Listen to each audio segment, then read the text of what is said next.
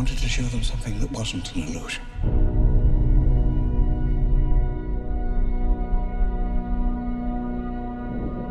Something that was real.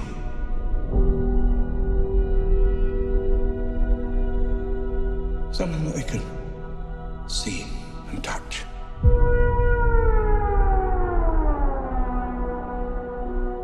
Creation is an act of sheer will. Life will find a way.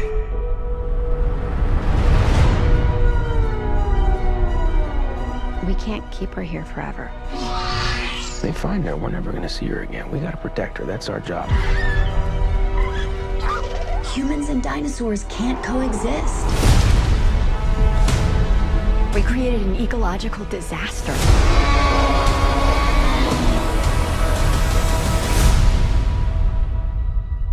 Ellie Sattler. Alan Grant. You didn't come out all this way just to catch up now, did you? You coming or what?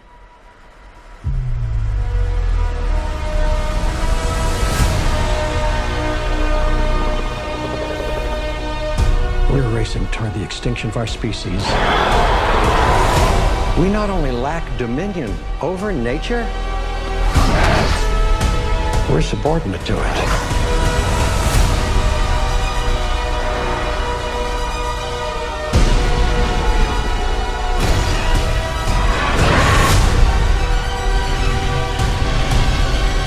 Come back.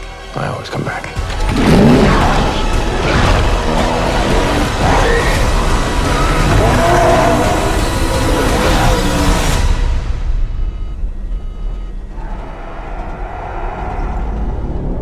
That's another plane, right?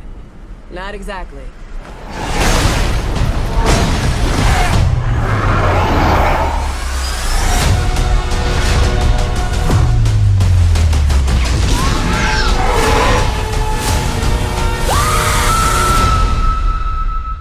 Don't move. Bigger. Why do they always have to go bigger?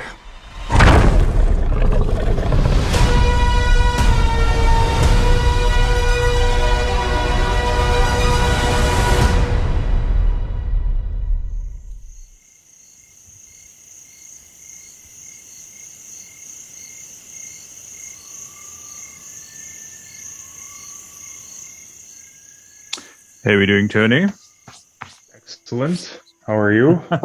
Very good, man. Very good indeed. Oh my goodness.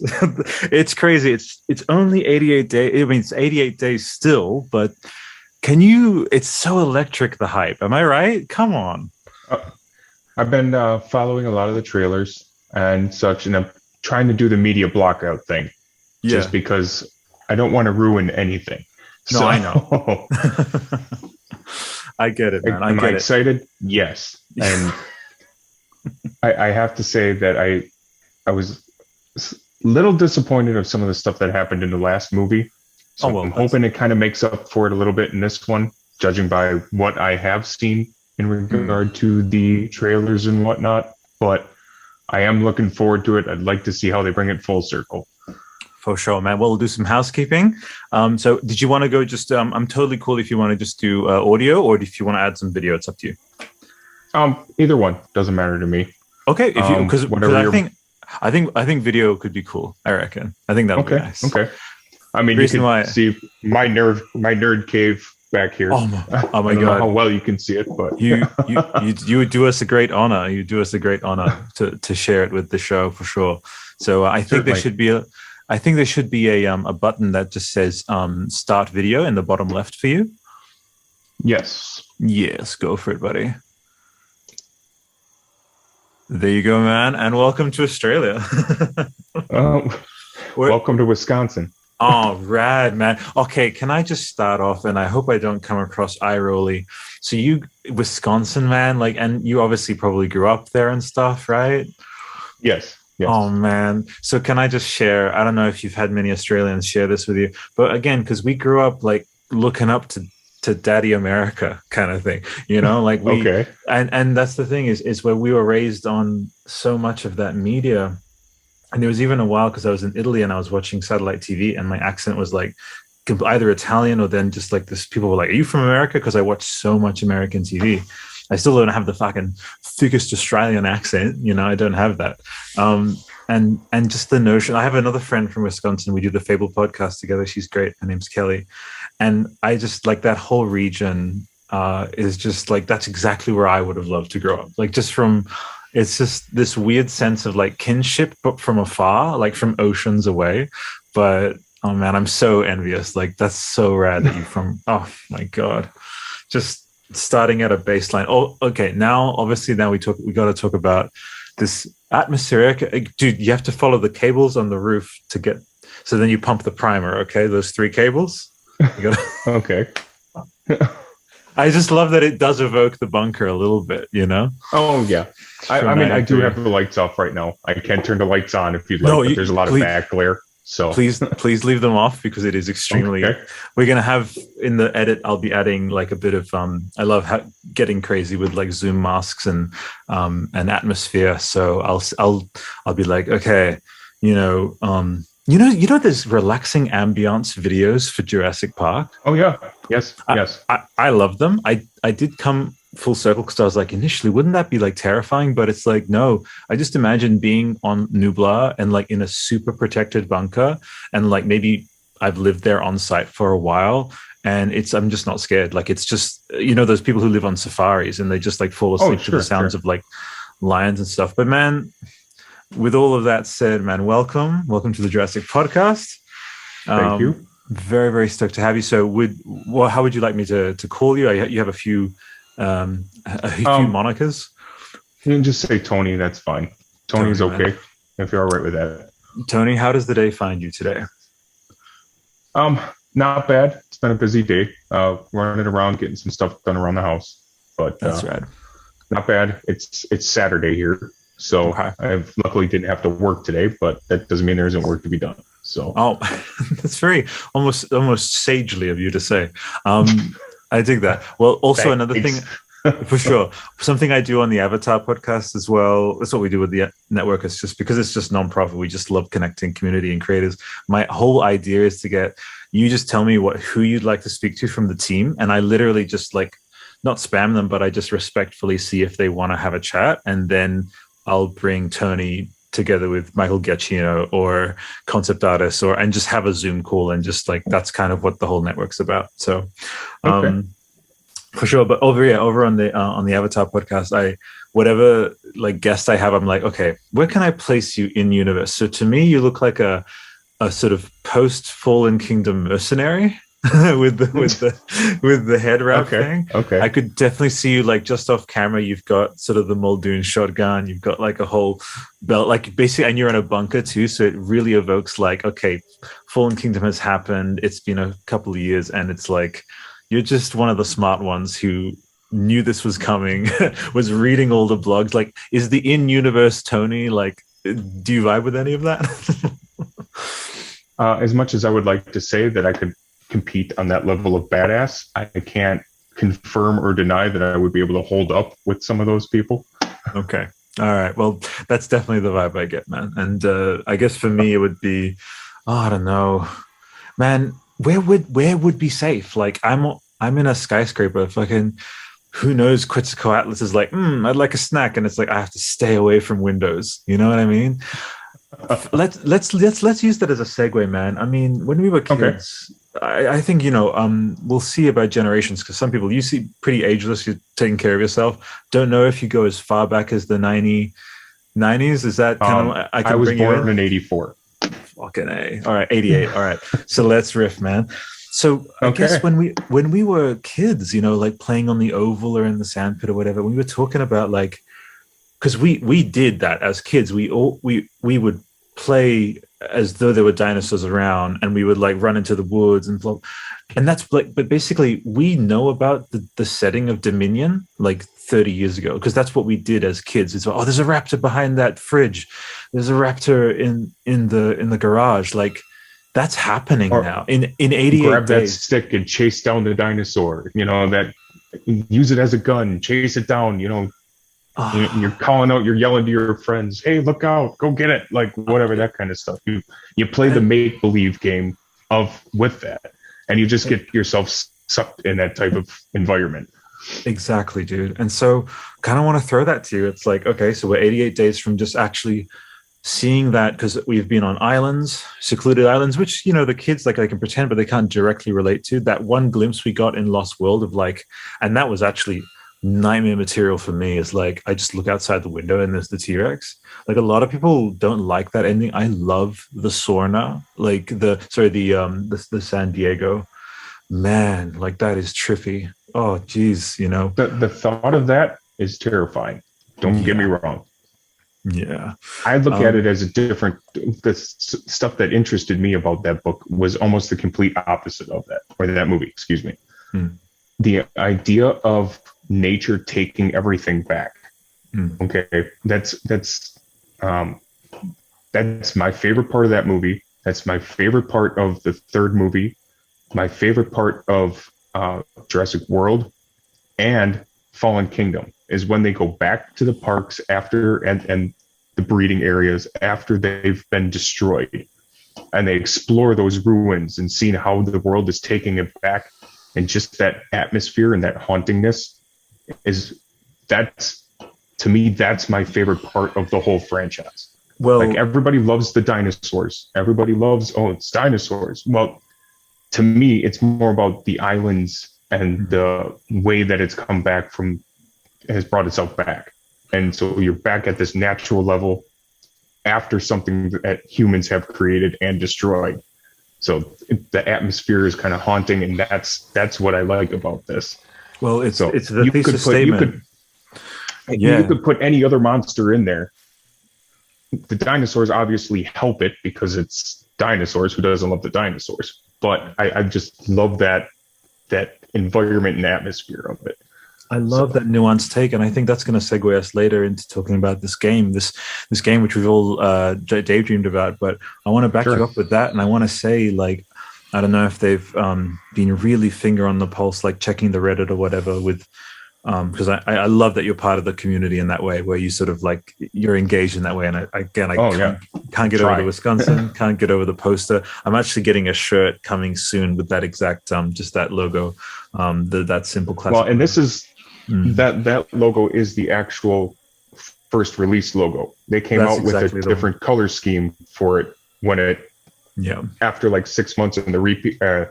I think it was the VHS release. They came out with a different color scheme for that same logo, and I hunted down for the original one. And that's the thing, is that the Universal, like, they don't have that one. So I'm going to get it. It's going to be cool. Yeah. So, but all I wanted to say is, so there was a statement in the latest trailer, which we could also talk about. So many directions to go in, but it is not only do we lack dominion over nature, we're subordinate to it, which is extremely Crichtonian line. Like, he smiled at that line. It's beautiful. Oh, yeah, of course. And there is something so, you know, people say like, oh, Crichton wouldn't have wanted this. I'm sorry, but like, I think if he was around and he saw that this has actually, is like, they did it. Like, this is, that's why I'm so glad that Jeff is going to be, you know, Dr. Malcolm is going to be so involved with this one, is because this is his, he gets to say that. He gets to say, look, when we were at that, they may even in the script, both in universe, it makes sense, but also in that way where Colin is like, this is wrapping the 6 films. And I think people want to hear this, but more than that, it's that perfect sync of like, it makes sense for the character to say this and the audience want to hear it. I just want to hear Ian Malcolm say, like, what did I tell you at that dinner? Like, what did I tell you when we were sitting around? Yeah. Like, I want them not to say I told you so, but hello, I told you so. Exactly. Oh man. I don't know how much time you've spent with the novel behind the whole thing. I have. Yeah, I love it. Yeah. Okay. Where is my copy? Somewhere here. I've got the actual Jurassic World. You know, they released it before Jurassic World came out. It was a copy. It's somewhere around. I'll find it down the line. It's just called Michael Crichton's Jurassic World, and it's just, they just decided to combine the 2 words, and it came out in like the late 90s. Yeah. I think. Oh, you got it too? That's similar to that one. Mm-hmm. Yeah, for sure. Along with my original 93 first printing a copy. So. Oh man. Okay, so I'm just gonna straight up offer again. No pressure at all, man. You're officially the co-host of Like literally drop in, drop out, no pressure ever. But if you want to be like, yeah, I'm the co-host of the Jurassic podcast, that's it. You can say that now. I mean, you've just this is your baby. Like, okay, all right. But the reason why you make the call. Okay, well, I've made the call. You are, so welcome. Okay, welcome. There you go. I mean, ladies and gentlemen, everyone tuning in, could you have imagined like just that? Again, sometimes it's a roll of the dice, like getting people in from just like bringing people, but you sort of even non-verbally you get a sense of the person. I think we'll have to check the time code later, but in less than 10 minutes, you with the poster behind you, with that again very nuanced, very like you're not just those sort of like dinosaurs. Like you understand Crichton's ethos and why he wrote the stories, and like that idea of The Last of Us tapped into this too, as like seeing nature like take over when it's some of its sort of kind of hubris filled lemurs or monkeys in suits decide that they know better. Like this is the comeuppance, like, and he was so much about those consequences and about that causality and stuff. So you're all across that. So yeah, man, there's no one more qualified. So hell yeah, man, let's do this. And so speaking of which, and again, I'm just telling the listeners, so this awesome human being on the Zoom call with me talking about notes. All right. So he put these notes together. Tell us even a little bit about them. Give us a tease. You had approached me because I had made some mention on a Reddit subreddit in regard to an open world version of this Jurassic Park world that we are very invested in. We have had a lot of different video games based around Jurassic Park that some of them have been okay, other ones not so much. They tried to take over on the whole action front of it and just make, hey, let's kill and shoot as many dinosaurs as we possibly can. Yeah. Not a huge fan of that. You see a lot of games do that kind of stuff. Alien, Colonial Marines, even you mentioned Pandora World of Avatar, that kind of stuff. Even though that game came out, they had a beautiful world set up for that video game, but it was just how many of these bad guys can you kill on screen? It just kind of ruined it for me. So they branched out with park builders, and all that's great. They're all great, if you like the atmosphere and that sort of thing. I think the two that touched on it kind of the most of what I liked was the Sega Genesis game and the Super Nintendo game, where at least you're exploring the island a little bit and you have a map that you're kind of based off of and you're going around that way. I would like to see them take that idea to the next level. And absolutely. You take with modern gaming, they have, and I just want to put a disclaimer out there. I am not a developer. I am not a novelist. I don't know what it would take to do these things, because I enjoy spending time sitting down playing the games. And with that second disclaimer, I'm going to be referencing a lot of different types of games, different styles of games in here, because that's going to be the best way that I can describe certain features and gameplay of some other, in my mind's eye see as a good calculation here. So I kind of put a whole little note list together for myself so I could try to stay on topic here. Otherwise, I have a tendency to warn. But so kind of what my concept for this was, as it all kind of started with a piece of artwork that I'm going to try to share it with you here. Ooh, it's fancy. It's with a guy named Travis Lacey. Okay. Raven's Eye, Travis Lacey. Yeah, I'll be adding it in the edit as well. Okay, excellent. Travis, how do you spell? You can spell it Travis, out if you like. The name Travis, Travis. Travis Lacey. Lacey. Yep. Jurassic. Okay, nice. And this is listeners are doing this too as they're listening. Oh, okay, beautiful. Oh my gosh, these are incredible. Oh my lord. So the one that you're probably seeing there is it looks like a silhouette of Alan Grant kind of standing in front of like a ruined piece of fencing. If that's the one that you see. Mm-hmm. That particular piece of art that's the atmosphere that I'm going with. That's what I like. The real dark, gritty. Nature took it back, but it's still there. Yeah. So dancing along on that topic a little bit. That one? Yeah, on that idea of there. Mm-hmm. I love how like the industrialism of the man-made stuff is just totally destroyed by nature itself. And I would love to capitalize on that, or have somebody capitalize on that, because to me, that's just beautiful. So you look at a lot of modern gaming that they have today. They have the Fallout, post-apocalyptic type stuff like that. You see Horizon Zero Dawn and the new game that just came out, Forbidden West, just the eye candy of that game with, the world that's been destroyed. But I want to take that even more primitive to the point where humans aren't even back in this world yet. It's strictly left over to the animals themselves. Yeah. So I kind of have this set of notes here, and I kind of broke it down into, 5 or 6 different subcategories about each thing that I'd like to touch topic on. If you'd like to hear it. Please go ahead. Please go ahead, man. It may sound like a rambling, and I apologize. No, for that, please stop. Don't discount. Folks, this is like, I want TED Talk atmosphere and etiquette. Okay, please continue.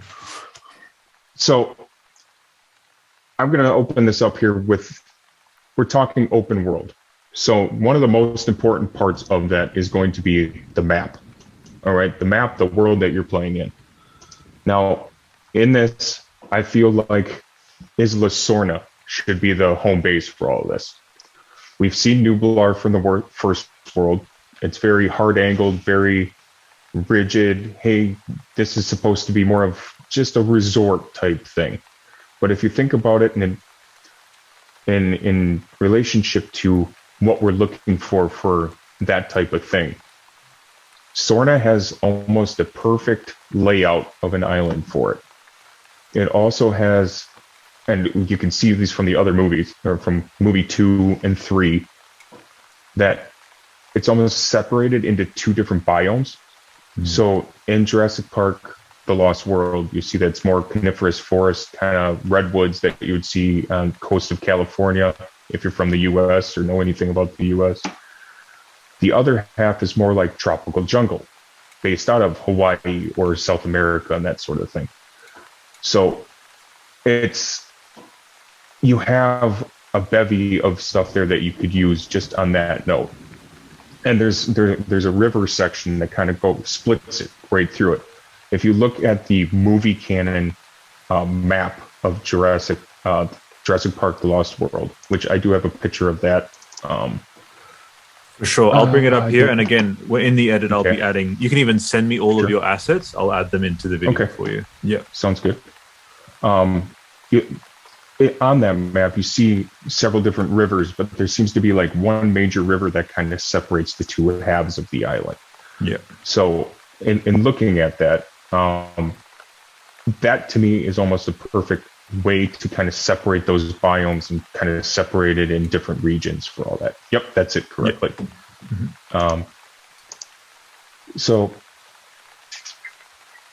I, with that being said, I also want them to kind of tie it into the movies that we've seen.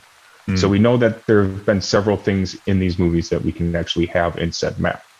Yeah. So I want to be able to, as a player, visit the crashed and destroyed trailers from The Lost World. Incredible. I want to see the destroyed hunter-gatherer camp. Now, of course, it's going to be grown over because, like we've already talked about, nature takes it back. But to see that, the worker village. And then from Jurassic Park 3, that lab that they go through when the raptors attack, where they see the raptors for the first time. The aviary. Yes, the aviary, the overturned water truck, all those little things I feel should be in this map somewhere. And I almost want it to be, and here's my first reference, I don't know, the Elder Scrolls Skyrim. Well, we have to pause there. We have to pause there because you are so aggressively on the ball, and you've just had a lot of people, whatever, doing their thing while listening to podcasts. Like they've just sort of slowly set down their coffee. They've slowly raised their eyeglasses. They're Laura Derning at your idea. Pretty hardcore. And Sam Neeling as well, and Jeff Goldbluming. Sorry, the reason I have to pause is because you went straight into this it could literally, folks, like it could happen tomorrow, which is like right behind my pal Tony here. He's got the Indiana Jones poster. Bethesda, Lucasfilm Games, they, you know, Todd Howard, which is Skyrim. He's like, all this time I've just been this enormously passionate Indiana Jones fan, and like that is exactly what we're talking about. We're talking third and first. We're talking Red Dead Redemption 2 Park or Jurassic, like that combination of that level of fidelity. Also a bit of Days Gone, I see, which is that sense of like the safe houses and the hordes and the different kinds of, you know, again, replace the freakers with dinosaurs. Combine all of those influences in, but you said, as soon as you said Skyrim, I'm like, yes, because that hits it. And it's actually very, again, if we were like pitching this, like if I just clipped this out or whatever, gave this episode to like whatever, just sent it out to like game developers, is like, really tune into that part in particular, because all you got to do is copy paste drag, you know, like use that as the template, you know. So but yeah, please continue. So good. Now this map itself, like I had mentioned, they had given us so many locations. Jurassic Park 3, they even, like, now we have an airport on there that we didn't have before, the aviary, just stuff like that. But now, because there's never actually been a set canon map of Isla Sorna, we could have a whole bevy of things that we haven't seen yet. So to me, it's almost like, hey, we already have your map built for you. We have an idea of what we want to do with it. Oh, excuse me. We already have a map set up. We can just drop some stuff in there. And on the same note with Skyrim, talking about that again, if you've played the game, that you know that you could be going inside of just a cave that you think is just a normal cave, and magically it opens into a giant dwarven ruin. That's a whole nother map in itself below that map. So we're talking lots of, in this case, with that being industrialized, you go into and you discover a geothermal power plant somewhere on the island. You go into this building, and now you have hours of content exploring and seeing things inside of just that power plant that could tie back to something that you're looking for on the map, or some kind of survival thing, or a way to escape.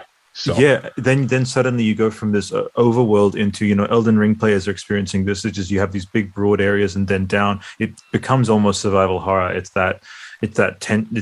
makes that tension. So it's like you have Horizon Zero Jurassic / Days Gone / Red Dead Jurassic, like on the top. And then when you do get into these laboratories, into these, you know, underground bunkers and stuff, it becomes like Jurassic Isolation.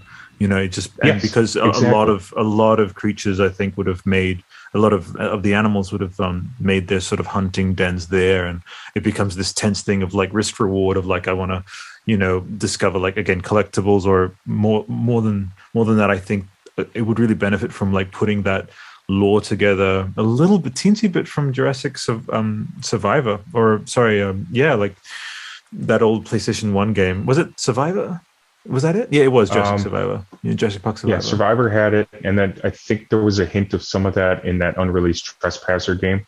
Trespassers. Yeah. I haven't played that game. I've tried to watch live streams of it. I just can't do it. It's too choppy. It actually gives me motion sickness because it's so choppy. I can't even watch somebody else play. But I would recommend listening to, I think it's called Jurassic Time, which is they take all of that beautiful Sir Richard Attenborough dialogue from it. Yeah, and it's crazy how, like, such an insane caliber of actor, you know, Oscar winning, I believe, and then with this, you know, he was a director himself, so yeah, with this endearingly choppy, not even endearingly, sometimes it's just like, what is that thing? Clayton Furiti, who hopefully we'll get on the show later down the line, like he sort of pushed through with trying to kind of demo it, but yeah, man, like, that's what I mean. We're obviously still in the middle of this amazing pitch, but I just want to kind of get people, even in the middle of this episode, like really starting to collectively manifest what Tony's talking about. Like, there's just too much out there where it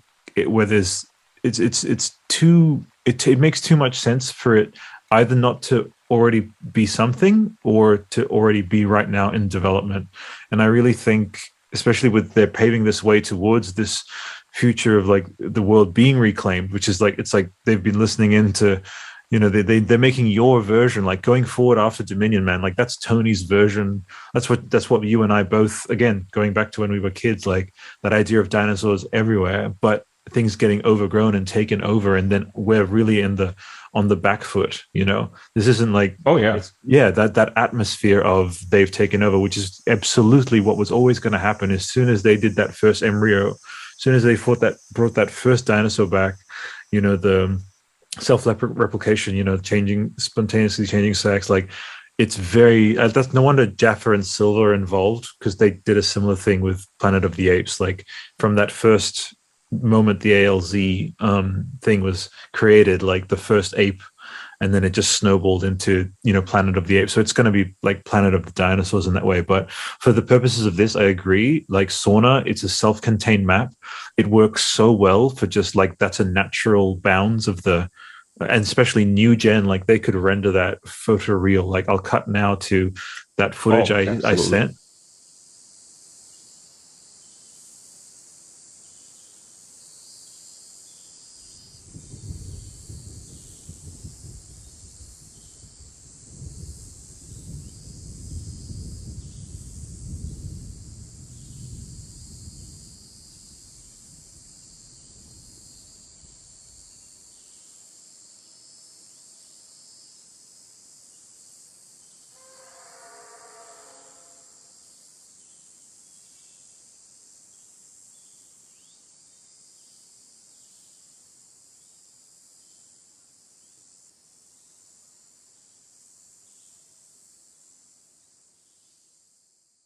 Yeah, it's from Hidden Nature. It's photoreal. Like it's just, you're there.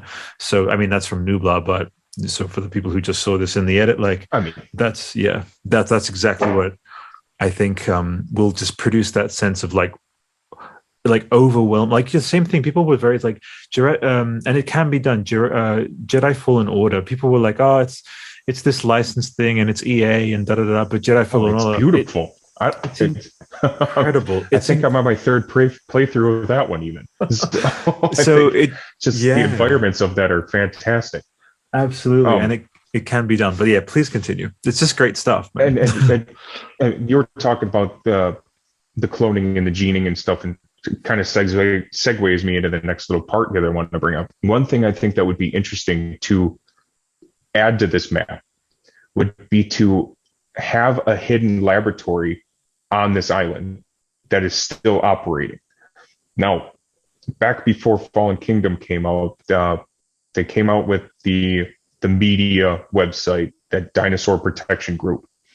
And within that, they released a bunch of documents, if you would, in regard to how InGen was still doing illegal cloning and illegal genetic work after the events of the original Jurassic Park. I think it would be cool if you could find that lab somewhere on the island, and not only have the dinosaurs as some kind of antagonist in this game, because really the dinosaurs are just animals that live on this island. So stumbling across something that actually becomes an antagonist would be kind of an interesting twist on there. So now you're not only trying to survive the dinosaurs, you're also trying to survive other humans on the island that are trying to stop you or capture you or whatever on that way. So if they could play that in there somehow, and that would tie directly into that lore that we had established through that other source of media. So you could tie a lot of that stuff kind of together. So perfect. I agree. Kind of do some transition like that. I think that would be an A+ on their part. I think, again, you sort of, whether consciously or not, sort of, you know, are going along that same kind of direction of Jurassic Isolation with the working Joes. Like you have the Xenomorphs, and then you have the working Joes. Exactly. Yeah. What would you say would be the ratio? Probably 80-20, like 80% dinos, 20% like the mercenaries or other threats. I wouldn't go more than that. You don't want to flood it. I never actually played through the game of what was it, Colonial Marines with the alien thing. But from what I understand, they made that almost like a 70-30, where they made all of the workers like overpower. They were more so than the aliens, and from what I understood, kind of ruined the whole idea of the concept. So I wouldn't want to go crazy with that. The idea of, I mean, Jurassic Park is about the dinosaurs, right? Yeah. So you want to keep it with the dinosaurs as being the main threat. So I want to use that as to kind of turn into my next little pack here. I believe that all the dinosaurs we have seen on screen should be present. Okay. I want to see new ones that we haven't seen before. We already know that. We already mentioned that InGen was still doing cloning on the island, and if they came up some hybridized animals or something of that kind, it wouldn't be bad to see a few something like that in the game as well. But I don't want to see that whole cannon fodder of endless waves of dinosaurs in this game at all. I think each species that we have on the island should have its own set number of animals. You want to see 2, maybe 3 T-Rex. Maybe keep it to the 1 or 2 of the Spinosaurus. Let's say a dozen Velociraptors. Because in the book, you know that there was a balance issue with the numbers, and they even kept a tally of that.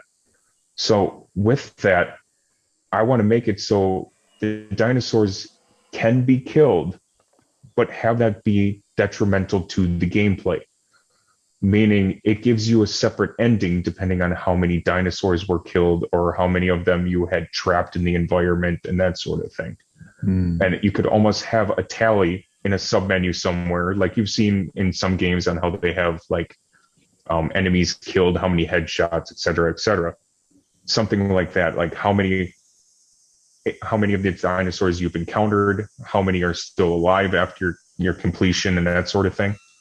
And then have the idea kind of like the suicide mission of Mass Effect, where if you don't do the right things in the game, or you haven't unlocked certain areas of the map, or you haven't come across certain items that you're searching for, that it can have different endings to it. These dinosaurs too, I would like them to have established areas. We see in the beginning of Lost World when Sir Richard Attenborough is talking to Ian Malcolm in regard to how they're all territorial and how they have their own areas of the map. I would like to see that, and have each section that these dinosaurs are contained in almost have some kind of natural barrier. Like we know that the Triceratops, Stegosaurus, and herbivores are going to be kind of in the grassland areas. We'll have some ruined or broken down fences that say, hey, with a sign on the side that says Triceratops paddock or something of the sort that way. Or you talked about some of the avian creatures, have them in some of the higher peak areas or where the taller trees are in the island, and have some either natural barrier or something predetermined on where that is. You can make them all open to one another, but you want to almost have some kind of differentiation in between this area to the next. Yeah, I can see that. I have a couple of riffs on that, which is obviously, again, to do, I have this principle in what I do is, you know, when there's the template out there, like don't mince words, like that's what influencers are there for. Just pull them in and say, make this kind of sticky tape together thing, and then massage it into its own creation. So what you're talking about is the you know, Horizon Forbidden West, especially with its new gen tech, it has this beautiful, you know, the last game was incredible in its own way too, but you know, you zoom in and out of that map, and there's certain regions, again, natural barriers like ravines and steps and stuff like that, and then perfect. You'll Yes. exactly you'll see the icons of, like, for example, carnivores, which if we did want to have that sort of camouflage aspect, which, you know, Crichton put in the novel of The Lost World, you would have to be extremely and you would have to prepare yourself if you were to go there. Again, maybe there's a fast travel component, just like in Horizon. once you reach certain checkpoints and all that. So that's where Witcher comes in. And obviously the guys with Gorilla, they were looking at Witcher as well, so setting markers and stuff. Sure. So basically that's just to kind of color, do that mind's eye cinema or mind's eye gaming, sort of color the listeners' minds as they're sort of imagining, and any potential game devs listening in, like, it's again, just take that map system from Red Dead or even Breath of the Wild, I guess, in that way. Breath of the Wild is also very good at doing natural barriers between like provinces and areas and stuff. And yeah, like you also have to, well, one of my mind's eye cinema thing is like, I know that if I'm in that long grass, that I have to be careful and that I have to have this many supplies. And then there's also another game called The Forest, which is like this sort of crafting. I have heard of that one. That's a smaller indie title, is it not? It's a small indie title. I think that it's getting a sequel and stuff. It's very scary, but there's a crafting component. It's all first person, but again, we're looking at switching Skyrim style, like, because we do want to be able to. Yeah. Should we branch off later to talk about potential playing as dinosaur, or we're talking just for this one? Listen, like you're only playing as a, let's say, maybe an intrepid billionaire or something, or someone who would have the resources, like the in-universe lore. Who would be our prospective protagonist? So obviously a new character, I guess. Okay. I have a whole segment of that. Interesting that you went there. Okay. Yep. So what I have listed as the characters here. I had this idea, and we've seen this a lot, where we have the one superhero messiah that can do all, that knows how to do everything, that, is the superstar, right? We have the Nathan Drake, we have the Lara Croft, we have the Aloy from Horizon, we have Batman from the Arkham series, right? One standalone person. I would like to see a twist on that and do squad-based. So when I say squad-based, I'm thinking more along the lines of, like in the Uncharted series, where you have Sam Drake following you. Yeah. Or when you're with Chloe and Nadine, where there's two characters, or in this case, I would think almost four characters. Mm-mm.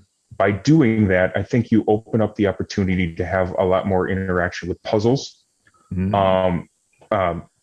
You can play off a story or have some factor involved in the game where you could potentially lose one of these squad mates, where that would change the ending of it or make the puzzles harder for you. If certainly make the stakes higher. Yes. And I think that would be interesting on how to do that. Now, one of the easiest, almost a cop-out idea for how this comes to be, or how you have your squad. The idea that I had for this was kind of like, and the story would have to be told in flashbacks almost on how these characters ended up where they were. But to me, it would be four soldiers, with one of them being a slight commanding officer, that were taking a pleasure cruise, a carnival cruise, Norwegian cruise or something that way, that got hijacked by pirates that destroyed all the communications equipment or whatnot. And they all got stranded on this island as it was going by. And I liked this idea because I like the idea of having other survivors on the island other than just the protagonists. Right.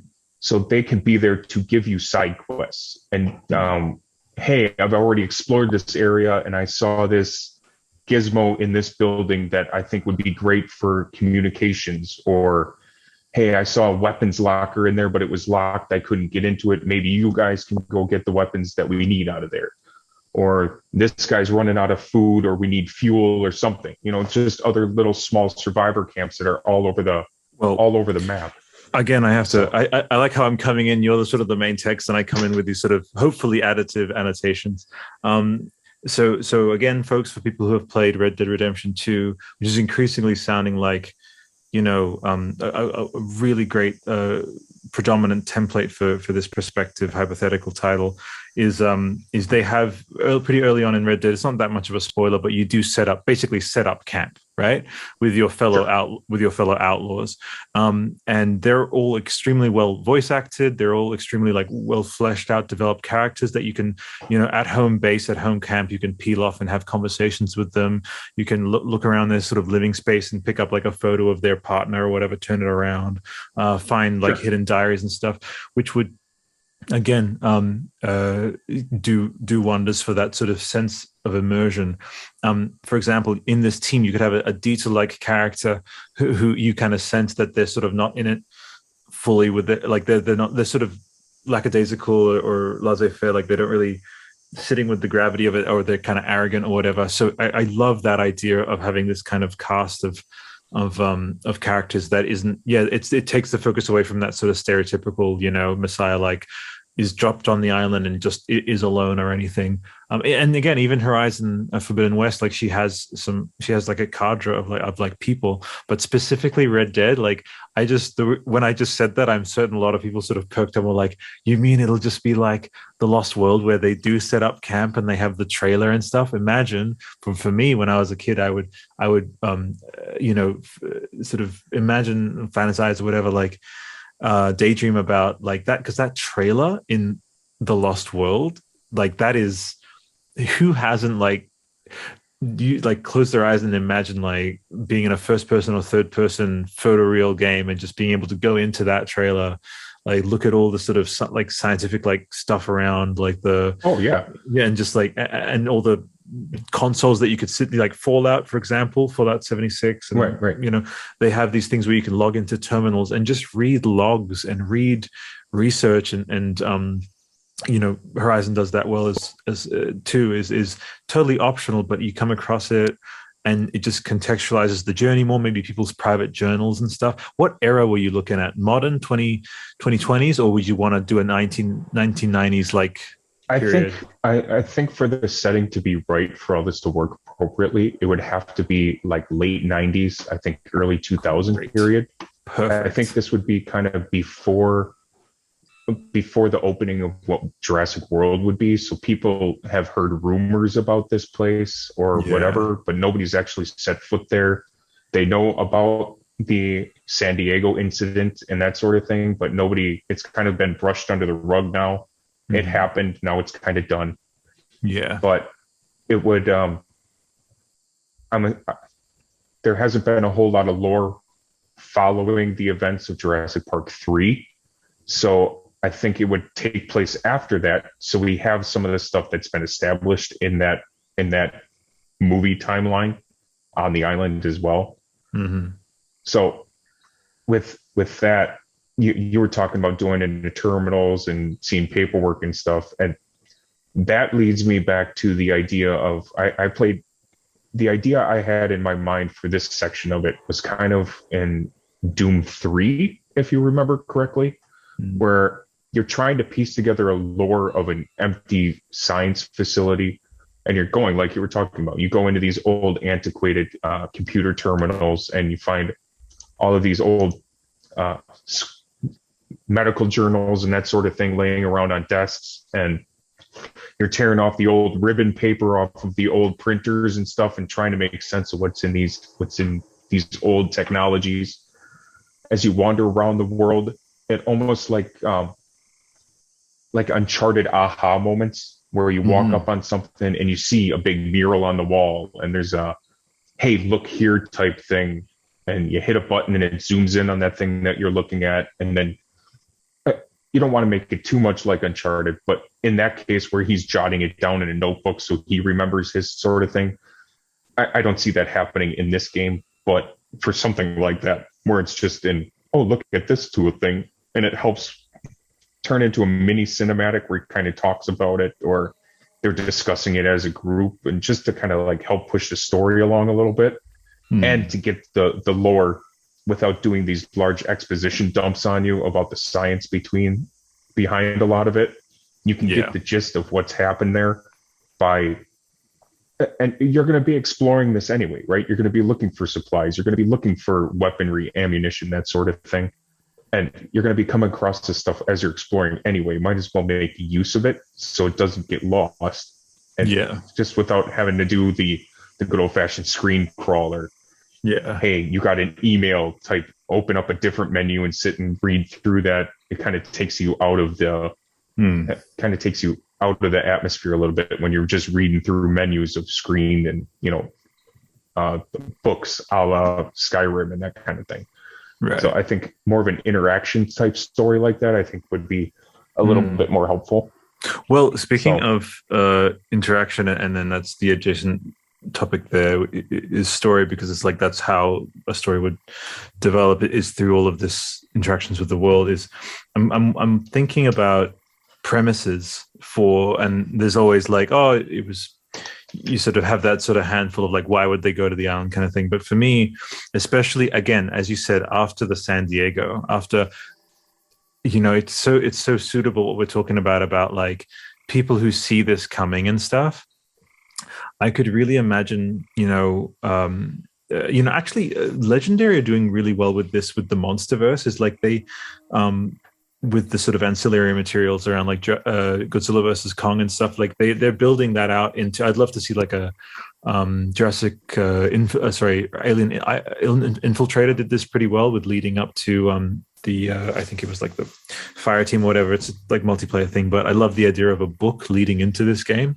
So to give more background to some of what I see is, so we could even have, the kid.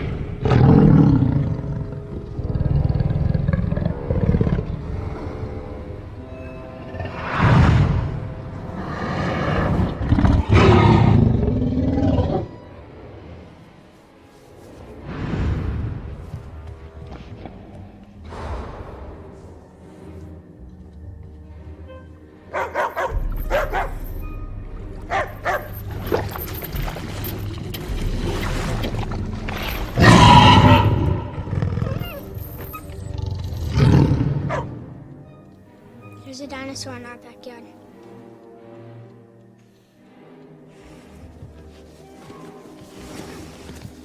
Benjamin, what are you doing? What are you doing? What? What are you? What? There's a dinosaur in our backyard. I'm gonna tell you what it is. You tell me. You always tell me. No. Here, I will tell you exactly what it is. You have to serve him dinner. He won't be up all night. It's the stupid fish tank. It is not the He needs fish a proper tank. nightlight. Put something over it, Benjamin. Please It stop is pushing me. really dangerous. It isn't. Just turn it off.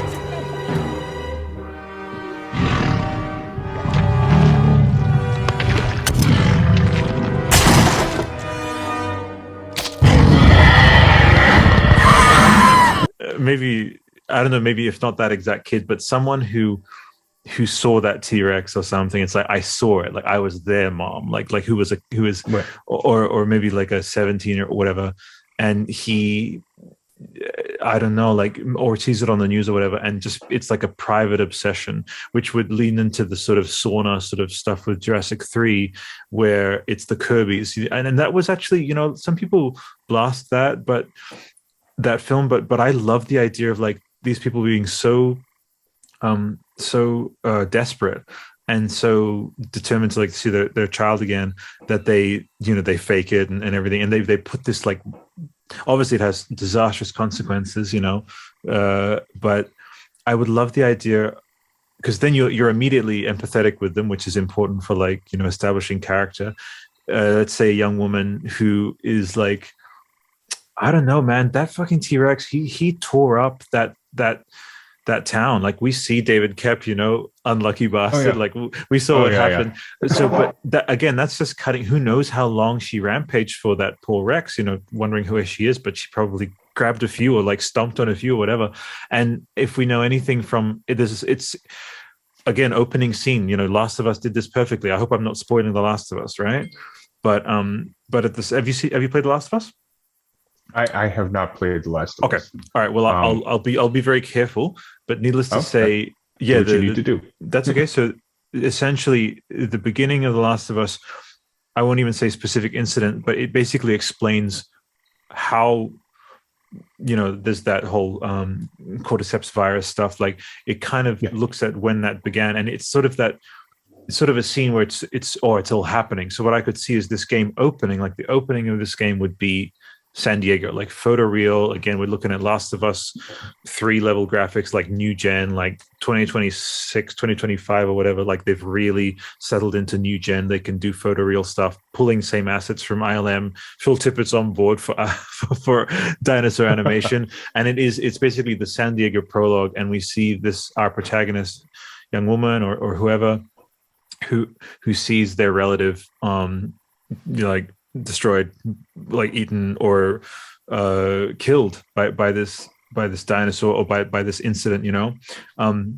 That's one option. Another could be one of the relatives of the people who got massacred on the boat. That's again what I'm saying is the origin of the character should be rooted in that San Diego, because that launched, that incident in canon launched all kinds of like people experiencing grief, people experiencing, wide-eyed conspiracy theorists. Like there's a pool of potential characters there to be like, okay, this is the kind of person who either wants to basically, as you said, that's the key thing, is it's absolutely what the government would do. They would try and cover it up. And you are actually going there, taking photo, like the premise is going there with an armed squad, obviously for protection. But the idea is to take photographic evidence to uncover it. And I love that timing. I love that we're not in that, everyone knows about Jurassic, which was the angle of the Jurassic World films. Because that's, again, hopefully some people are with this like hype ride with me, just seeing what you've sort of laid out for us, man. Like, and I'll just add a little hype bracket, like, why hasn't this been made? Like, that sounds perfect, Is that kind of what you were thinking? I'm full on board with that. Mm-hmm. There's been the, I guess, theory that's gone around that the 6-foot turkey kid from the original Jurassic Park is actually Owen Grady as an adult. We've all heard that one so far. If you track it, the timeline just doesn't work out appropriately. Yeah. But we have to be somewhat careful with that on how you attach that, because if in the lore of the novels, and again, this is kind of difficult because you have 2 novels that are one branch of canon, and you have the movie series that are a different branch of canon. But the veterinarian from the original Jurassic Park, Dr. Harding, right? They make a 1-sentence blurb in The Lost World about his daughter being Sarah Harding from the second one. It's a 1-sentence blurb. If you're not paying attention to it, you lose it completely. When they made the Jurassic Park, the video game, which was the point-and-click adventure game that came out at the late end of the original Xbox and such, I believe, they transferred that Dr. Harding into a completely different character where he's got a daughter, and it got a little twisted story lore-wise, because you had this old man from the movie that suddenly became a young man who had a young daughter and an older daughter. You got to be careful how you do it. But if you could twist a character from that to be one of these people that somehow end up on this island in some incident somehow, it would at least connect the story from the other timeline into this one. So as long as it's done right and they got a good writer on board to help make that work, I'm all for it. For sure. I think it's very easily solved with, like, you can see it again. Mind's Eye Cinema is as this game is being announced, it's like a couple months after announcement, they're like post on Instagram. Okay, so for our game, for those wondering, we've had to decanonize certain aspects of Jurassic Park of the video game. You know, we're keeping this, we're keeping that, da da da da. But yeah, no, I love that. I love that. And so again, I mean, you saw how hype I got with that. Again, I like to imagine specific. You know what I specifically imagine, Tony, is the developer diaries. You know, I actually sit and watch these ones from like the guys who did, you know, Jurassic World Evolution 2 and stuff. And they're these like kind of earnest British people talking about like, love and light to you if you like the park builders. Okay, we love you for that. But the Tonys and the Alberts of the world, come on, Red Dead Jurassic, like where is it? But I can specifically see like, you know, switch your mind into just sort of imagine it coming up on your YouTube feed or whatever. It's like, you know, announcement trailer and then developer diary 1 or you know, featurette 1, and they're saying, look, yeah, it's crazy, but we got him. We got the turkey guy. Like he's our protagonist, and we brought him in. We brought him in for photogrammetry scans, and we know he's a fan favorite character, and it's like we pick up sort of shortly after that, and we reconstructed sort of. I could just so see that, and fans would absolutely get on board with like, oh yeah, okay. I would not be surprised if like this young kid who went to this you know, paleontological, probably just on a day trip, maybe just going with his parents or whatever. That's why he was probably so like following his parents. Yes, yeah, absolutely. He's not happy there. He wants nothing to do with this, and he's like, okay, I've had enough. This is dumb. Why am I here? Yeah. But now it turns around where he was so affected by that, and he heard the stories from Alan Grant and Ian Malcolm and all that stuff, to the point where he's like, well, maybe this guy wasn't full of it. Maybe we go look into this, you know? That's and right. He's so wrapped up in it that he becomes, I need help. He convinces his little group of people or whatever, hey, this is real, this is right. The most I can attribute that to is in the beginning of Lost World. In the novel, you have Doc Thorne, right? Who's all about trying to get on this island. Everything that he does is trying to get on this island, and it's driving him mad. It's driving him insane. He knows, Dr. Levine. Yeah. Get the character messed up. But he's so obsessed with getting on this island because he knows that something there. He knows all this stuff is going on, that he basically convinced all of that group of other people to go on that island with him. If you could work that into like a character like you're talking about, that would be a great way to introduce a protagonist into something like that. Another one we have is because Lex and Tim were kept a little bit sort of like they haven't been that explored too much in canon. Again, we can step in. We can also have Camille Bell from the prologue of the Lost World, the young girl, right? Yes. And we have this badass woman with these scars from the compies, and she again very affected by that experience, and she's like, man, I simultaneously became this, that, and the other, whatever, like went into conservatorship or whatever. And Camille Bell, I think she would be so on board for it. She'd be like, yeah, they just gave me a call. They were like, yeah, we want to Death Stranding you. We want to Norman Reedus you, like from Death Stranding, like just do the whole scan.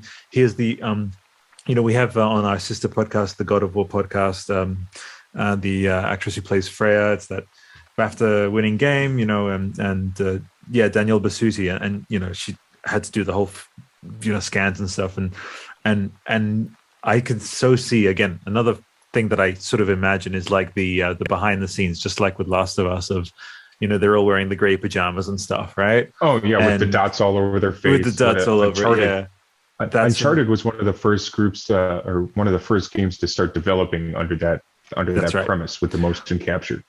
Camille and they actually is had Nolan North and them in there doing that to use the likeness and the voice for all that. And essentially that is acting. So I don't know why another actor wouldn't want to get on board. It might not be a 2-hour video or a 2-hour movie like you would see in the theater, but now you have hours upon hours upon hours of just exposure because you're out there, you're this badass heroine or hero that you're out in this world or whatever. I mean, who wouldn't want to be a part of that?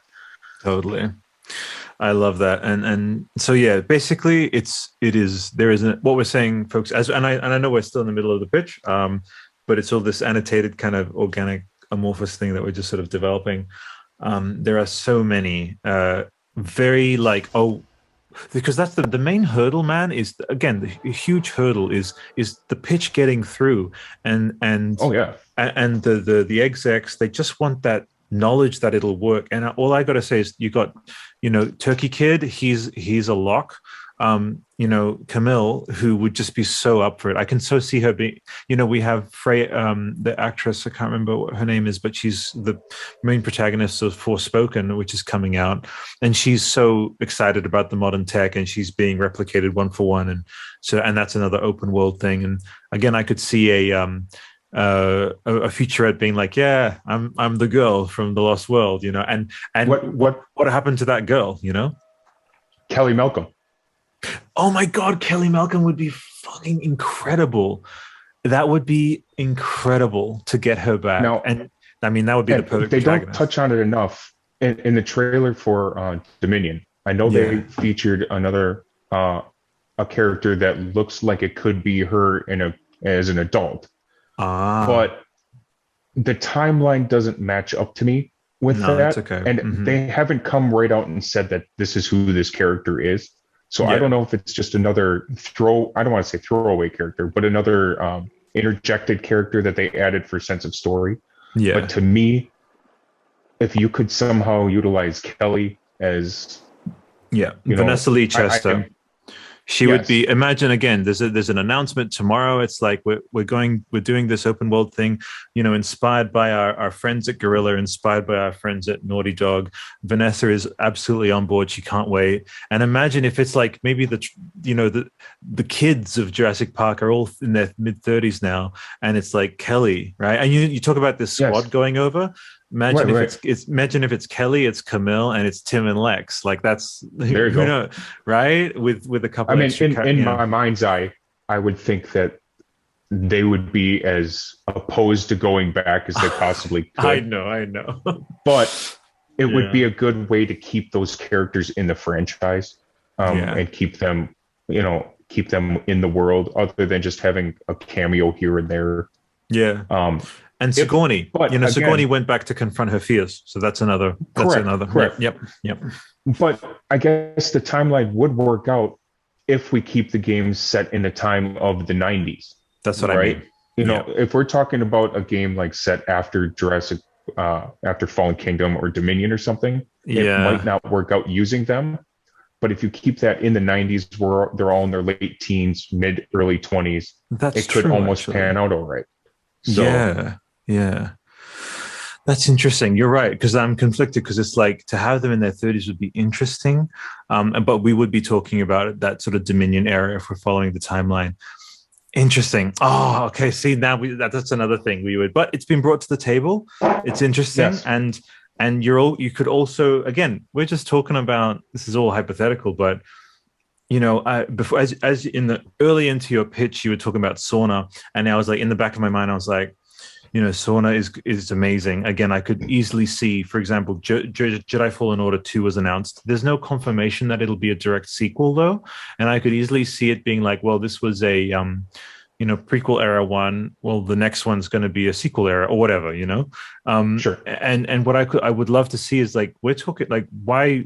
Like the first one could be Sorna, the second one could be with Camille and Vanessa and everyone from the kids, or as we were saying, of that idea. Sure. So and again, Horizon Zero Dawn, Horizon Forbidden West is like, and that's what execs want to hear. They want to hear like, well, not only this thing has a grounded, proven templates out there, put all these things together, and you can pull personnel from all these projects to be like, this is how we did it with Last of Us. This is how we did it with Uncharted.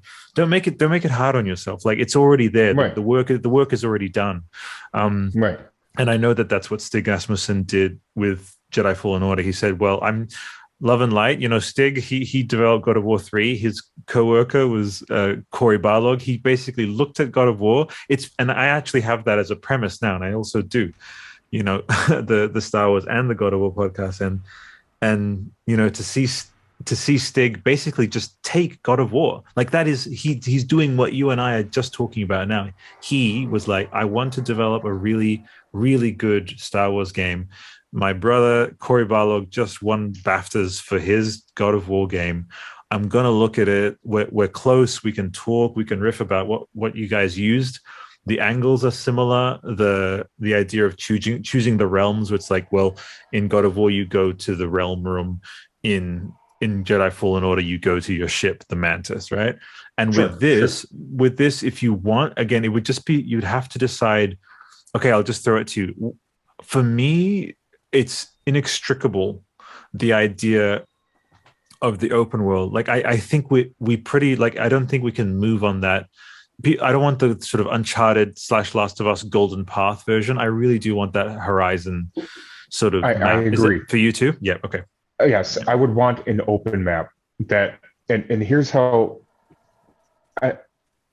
Here's where I kind of thought on how you could get around this a little bit.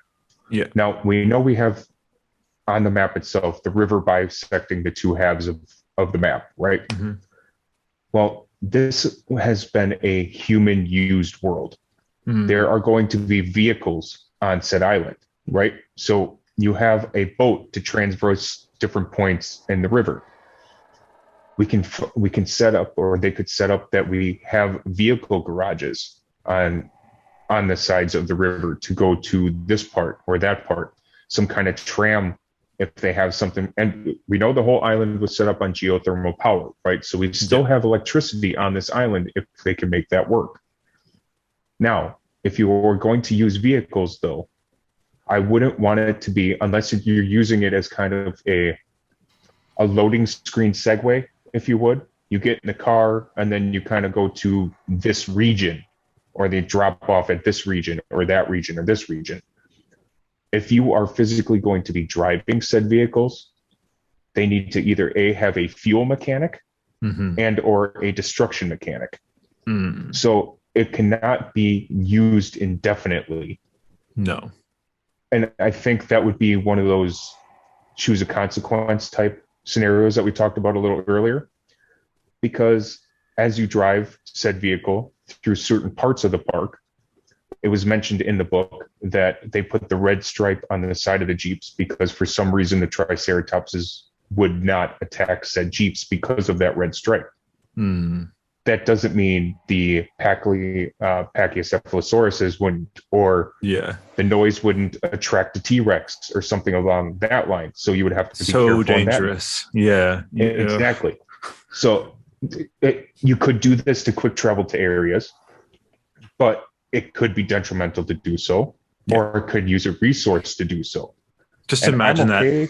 Just imagine. Again, I have to insert vignettes to really bring your idea. Just so people imagine. So again, it's that.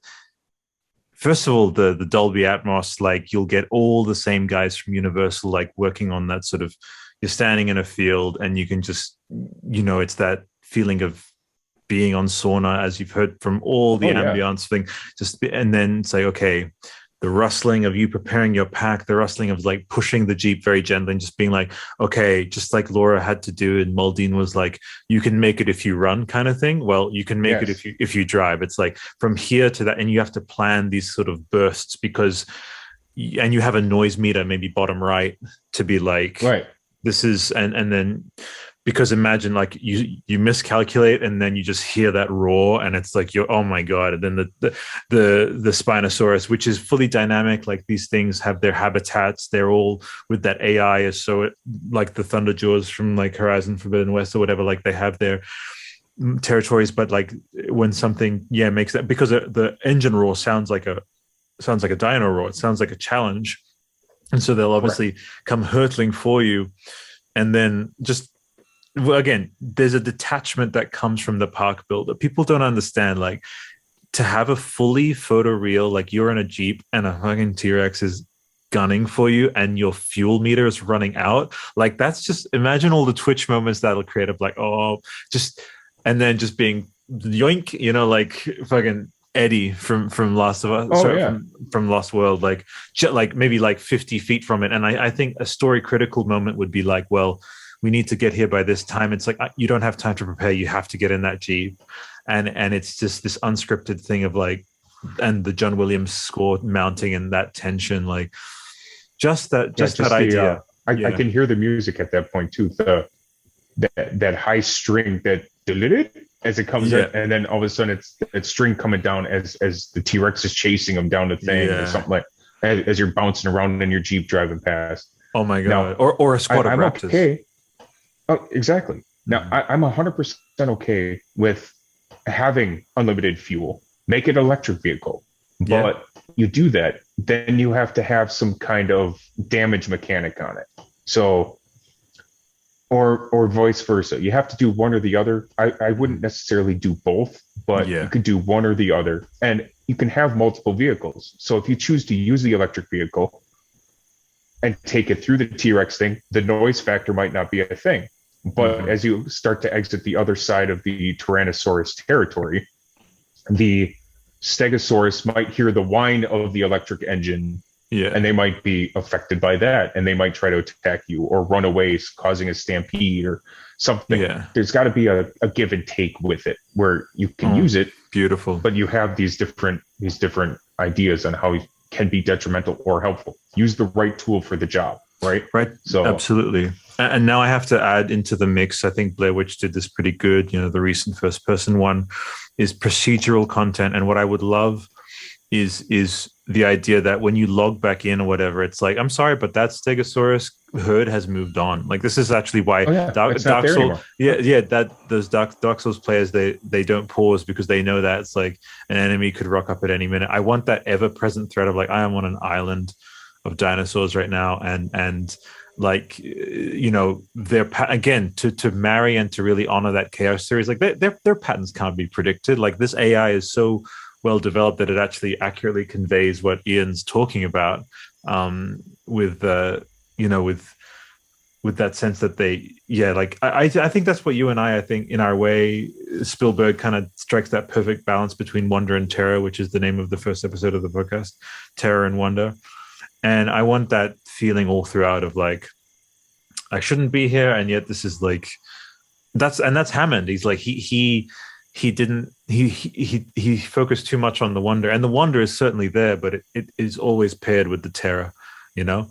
And man, just So anyway, we were going into vehicles and stuff. Believe it or not, folks, we're having a lot of fun, but I definitely want you to be able to get your full pitch out. So I hope these divergences have been edited, but it's okay. But please continue with your pitch. Okay. In regard to the fast travel and that kind of thing, I'm okay with that mechanic. I liked that Fallen Order didn't do it because you get to explore a little bit more, but at the same but I think they did it to kind of pad out the gameplay time a little bit. If you remember in Fallen Order, you only had the 5 worlds that you went to. I mean, you're in a galaxy of 10 trillion worlds, and they give you 4. Like, okay, you know, I think to see all of that and see this world, I think I like the idea of a vehicle mechanic just because you explore more of it. But with the exploring, I would like a day and night cycle. So you have different sound environments, you have different animal environments, you have...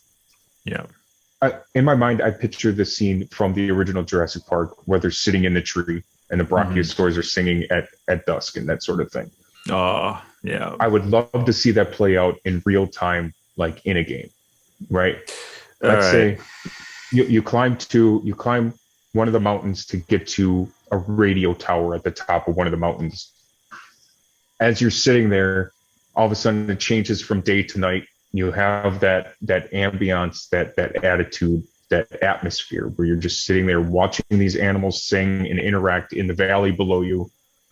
And while you're just sitting there taking your time, all of a sudden a pterosaur comes flying past you and it spooks you like in a video moment or something of the sort. Or as you're in Skyrim, as you're sitting on a mountaintop looking at everything that's going on below you, all of a sudden a dragon spawns, goes flying past you, and the music kicks up, and you're like, oh, I had this moment of wonder, and now it's been interrupted. This thing, now I'm running for my life for cover, so I can, keep myself from getting knocked off by this dragon. I think that would just accent it so much more, where you get a feel for it. Yes, you'll have velociraptors in the long grass during the day, but think about how much more dangerous and active that they might be at night. Or you had mentioned I believe it was the Carnotaurus, in relation to the camouflaging, right? That whole scene that played out in the Lost World novel with them and how they had to find ways around that. I think that would be, if you could do that on top of everything that we were talking about, it would just give it so much more atmosphere. It would be unbelievable. As well as weather patterns. Yeah. Make it a windy day so the grass is dancing. Bring in a windstorm, a rainstorm, or that sort of thing. The thunder cracking. You look up and there's thunder cracking, and there's a dinosaur staring at you in the flash of light. You know what I mean? So.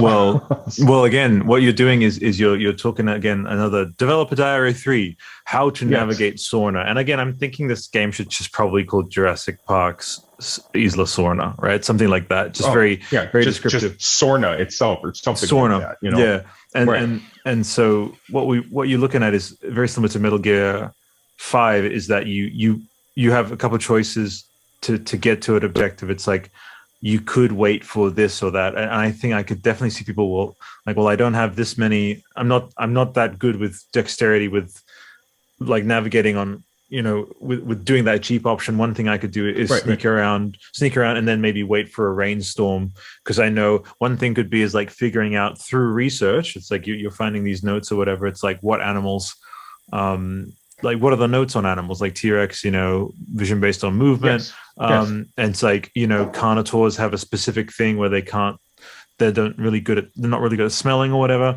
And then resonator chamber, if you want to go there for raptors,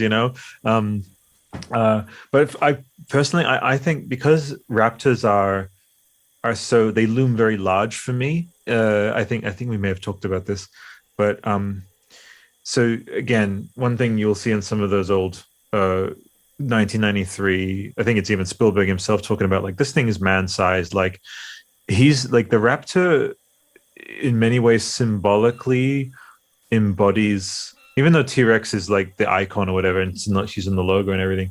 For me, the raptor embodies Crichton's assertion that what they were doing by bringing back dinosaurs was so fundamentally wrong that they are basically like, this thing is no longer this thing you've romanticized and in this kind of wondrous way. This thing is like your height, it's man height, it's staring at you, it's this kind of reality.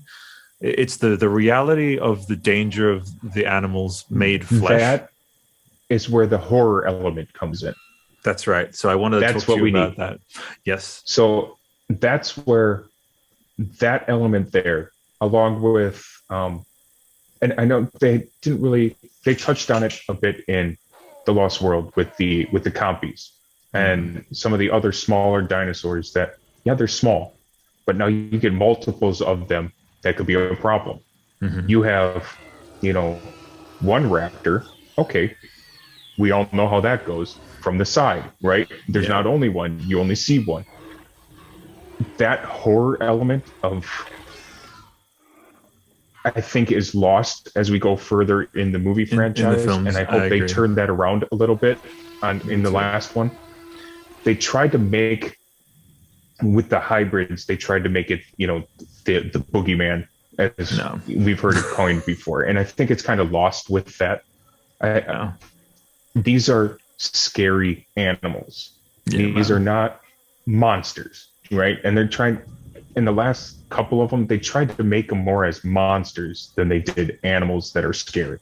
Yeah. I can recall in our local zoo, they have a predator exhibit. And they have the big cats of Africa. And you walk into this building and it's this huge wall of glass, and you have the male lions and the lionesses and the tigers and all that in that building. I recall being in that room and somebody took a flash picture of the male lion. And that cat, whose head is probably about 2.5, well, I mean, it's probably huge, a meter in itself around, right? that thing snapped up so quickly to stare at that flash. It was terrifying on how fast something that big can move, and with teeth the size of a small banana. Like it's terrifying. You know that glass is there, but it spooks you. Yeah. That is lost, I feel. And that's what Crichton tried to do, I feel, is like, this is something man-sized. It's large. You don't think something your size could be that dangerous, but this thing will destroy you. Like, and it's lost, you know. So if we need to get back to that, if you can highlight that somehow on how, like, in this game, I would like to have the animals be killable, like I mentioned a little bit earlier, but make it so hard for them to be knocked down that the fact that, like, even in the Lost World, while they're running through the grass at night, you hear that little cluck that the raptor makes as he's in there. Purr. Exactly. We as an audience knows what that is, and everybody's going, oh, you know, as they're sitting in the audience watching this thing. Nobody in that movie knows what it is. That's a horror element, you know. I feel like that's kind of lost going forward. I mean, I need to, again, just to add to this, is like, so velociraptors are fierce, untamable, primeval killers, sleek, cunning, and unrelenting. They are walking nightmares, and they should not by any right be alive and breathing in our time. I'll always be afraid of them. Even the animals from the Lost World kind of don't do the original 1993 Nublar raptors that much justice. What came after JP3 and all the JW films, they just don't feel like velociraptors. Their original fierceness, lethal menace was modified or lessened for story purposes. My hope is that Dominion will see a pack of like true raptors, wild and untamable, completely wreak havoc, like dragging innocent human beings away, mercilessly devoured, like primal predators, like unambiguously alien in their ways, like as befits an animal that went extinct millions of years ago. We're not meant to understand them or to be understood by them ever. They represent the pure existential wrongness that comes from bringing dinosaurs back to life. Crichton's warning made crouching, stalking, shrieking, merciless flesh. Their noises like are unthinkably foreign and frightening. You know, Muldoon's line, they should all be destroyed, you know? Like, 100%. When that first cut in that film, when it cuts from the baby raptor to the adult raptor screaming, you know, like that right there. Jump. My wife and I were sitting in my basement here. We were watching that on my TV, lights off or whatever, and you jump. You're sitting on the couch, and you're focused on this cute little cuddly thing, and instant that scream wakes you up automatically, and that element, that animalistic element, is kind of lost, I feel. And when they made the raptors in Jurassic World, they made them into a hero character, and that kind of ruined it for me. This is supposed to be terrifying. This thing is supposed to be the scariest thing, and now you've tamed it, right? I mean, but they can turn it around. All they got to do in Dominion and in this game is just basically introduce the idea that, just like with the Planet of the Apes, like Caesar and his kind of close, again, call them the Raptor Pack, like they would, you know, in that same way, I don't know if sharks have been trained, but they try to make them akin to dolphins and stuff. But okay, but basically, if they just say, look, that was this notion that, like, again, he bred them from a clutch, like he, you know, that's what Owen was specifically hired for that. And it's basically, it was such set conditions, which I know that Colin tried to be like, yeah, but they immediately dropped it as soon as another alpha. It's like, I get that. And I think the scene of them being released in World like greyhounds is fucking incredible. It's so awesome. Oh yeah, that was, and that scene was fantastic. Yeah. Seeing that, I mean, that we were talking earlier about things you would love to do as a kid, right? Yeah. Riding your bicycle down the street with a bunch of dinosaurs running. Who would want that? Absolutely. But outside of that, yeah. So all I want is that for Dominion and this perspective hypothetical title to just say, like, okay, well, that was something, just almost like Filoni does with the Star Wars. Like, he'd be like, yeah, we did that, but here's what's really happening. And I want them to be like, you know, Blue, Charlie, all of those, and Beta, they're a very specific case of raptors. That's not how raptors are. Like raptors, Correct. and I truly want. And I'm not a sadist or anything. I'm not like I just remember like when I was a kid here in especially in Canberra. Actually, I'd be walking around, and everyone there's comics about this. Is like after watching the 1993 film, all young kids develop just like how people have like zombie escape plans. It's like everything they walk into, they're like, where would I hide if a raptor was here? Yes. And I would look at vents. I would look at nooks, like safe places I could kind of hide away. And I would love for either a scene in Dominion or in this title to be like, oh yeah, we've come across a true pack of like wild, completely untamable, frightening. Even, I mean, I know I dug a little bit on Sorna's raptors. If I'm really honest, it's because 93, like nightmare. But for me, yeah, like Lost World ones, like the tiger stripes, like those are still pretty damn terrifying, you know. Well, I went to see the movie. I saw the original Jurassic Park when I was 8 years old in theaters. Wow. That movie did not scare me at all. I went to see The Lost World when I was, I want to say, eighth grade, maybe freshman year, ninth grade of school. After seeing that movie, I went over to a friend's house. And we lived in kind of a rural community, and he had made an arrangement with his neighbor to feed their chickens. Well, he had forgotten to do that day. So we had to go out at dark after seeing that movie and go out and feed these animals out in the yard, right? Every noise that came across, every stick breaking, we both froze, we're grabbing onto each other, like just in panic mode. That first act of that movie where they're in that worker village and all the dinosaurs are coming out of them, no matter what they do, they can't get away, they're running, they're hiding there, all that stuff. Yeah, that scared me as like an 8th, 9th grader. Okay, you're talking 13, 14, maybe 14 years old. Even at that age, it was terrifying. Oh, when you know they're digging, when you can see their hands, and when the head comes in, it's tough, man. It was terrifying. Yeah, it was terrifying. You look back as an adult now, and it's, you know, okay, yeah, that's fun. But then by the time it got to the third one, it seemed like they tried to make them scary by making the call and have them.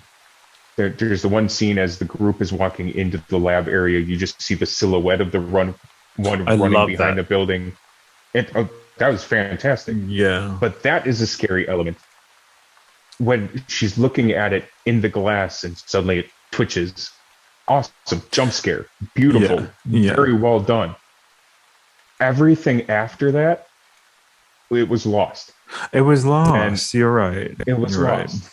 And so if we can somehow get that back, and when I think about this game, when you're inside buildings like that, I want to have I would want to have the alien isolation. Yep. I want to have that. You can see the silhouette of it walking by in a red flashing light, or you can hear that clucking in the toe tap. Right. My wife to this day talks about the kitchen scene as when she was a kid. That toe tap is terrifying to her. Just listening. Yes. The claw on the pavement. She just loves it. I want to have that in a game where you're terrified to walk around the next corner. And then for one of your survival tools that you find on the island, you find a flashlight. Well, as you're walking through, the battery dies, or you're clicking it on and off, or something like that, just to have that kind of jump scare. Mm-hmm. But like to what you were talking about with where can I hide, where can I go? That brings me to the light of like the Batman Arkham series, when you can duck into vents, or you can take the vent doors off, or you can go into the floors, or just ways to traverse the environment that creature might be in that's trying to hunt you down, or you see it up ahead, you're trying to get around it. To have some kind of element like that in that map, I think would be a good way that you could try to make it work, but then add your noise meter, like you were talking about. Yeah. Hey, you can rip this grate off, but if you make too much noise, you're going to draw attention. Yeah. I believe there was a game in the PlayStation 2 era based off the Lovecraft mythos, Call of Cthulhu. They made a game like that, where it was you had to kind of a stealth game where you had to kind of make your way around this drowned city, and if you made too much noise, these creatures were on you instantly. I haven't played some of the new games with that mechanic. I believe you were talking about what was it, Days Gone? Days Gone, yeah. With the hordes coming after you and that sort of thing. I think that had something to do with it. If you awaken that horde, they all come after you. I'm okay with that sound element. In this case, I don't feel like a horde mentality with all these dinosaurs. Oh no, right? no, not horde. Utilize that sound. Yeah, no. For me, as you said, I think, and I think Last of Us does this to some degree. Is that one thing I do appreciate is, I think that respawning is a sensitive thing, and we would talk about like, well, I guess Dishonored is a touchstone for this about like basically Dishonored introduced the idea of you can go through the whole thing without hurting, or you can just go through the whole story. And I think some people might want that. They might want to be like, I want to challenge myself to basically navigate all of this without hurting a single dinosaur, without ever being seen. Like that could. I mean, it would really the game developer would like. Yes. They would say it's very tough, but you technically could, like, you would have to, for example, like navigating the long grass, like without flash bombs or whatever, and you'll have all of those kind of those people. Yeah. That's for the achievement farmers out there. That the like achievement to do farmers, all that kind of stuff. Yes, but you get through, like you said, the long grass area without using a distraction, or get through that area without using a weapon or something like that. And like I said, I would like having weapons in this world, but I like the idea of an alien isolation thing where you're distracting, or you use an item in the environment to trap or distract or something like that. And something on a stealth mission, something like that, is difficult to do under the squad idea, like I had mentioned earlier. I know. Yeah. But that's why 2 games could be a possibility. We're talking about. Yes. Oh, yeah. Potentially. But I look at that and I consider something like Uncharted, when you have your stealthing sections where there is another person there, but the enemy don't really consider them part of your stealth portion. If you draw them out, then the other character that's in your squad becomes beneficial because he draws fire, or takes on a character of similar circumstance. But I think can be done. It's harder to do as a squad, but I think it can be done. But in this case, having a single protagonist do that, sections like that could work a little bit better. But then I also think about another game, Star Wars Republic Commando, where you had the squad of 4, and you could direct somebody, hey, you go wait over there, or you take that pot and you throw it across the room when I give you the signal, or something like that. And you risk every time you walkie-talkie, like that's a noise risk. Yes.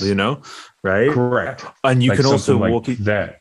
Yeah, and you can that could potentially organically introduce the idea of like campaign co-op for those sections in particular. Who knows?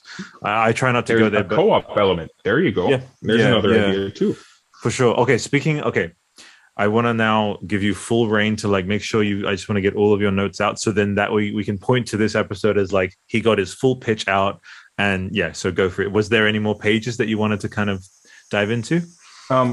The only other thing that I really wanted to mention in here is how I would kind of open this story. And that story going through, and we had talked about, the cruise ship crashing or whatever. Or you could use whatever narrative you want.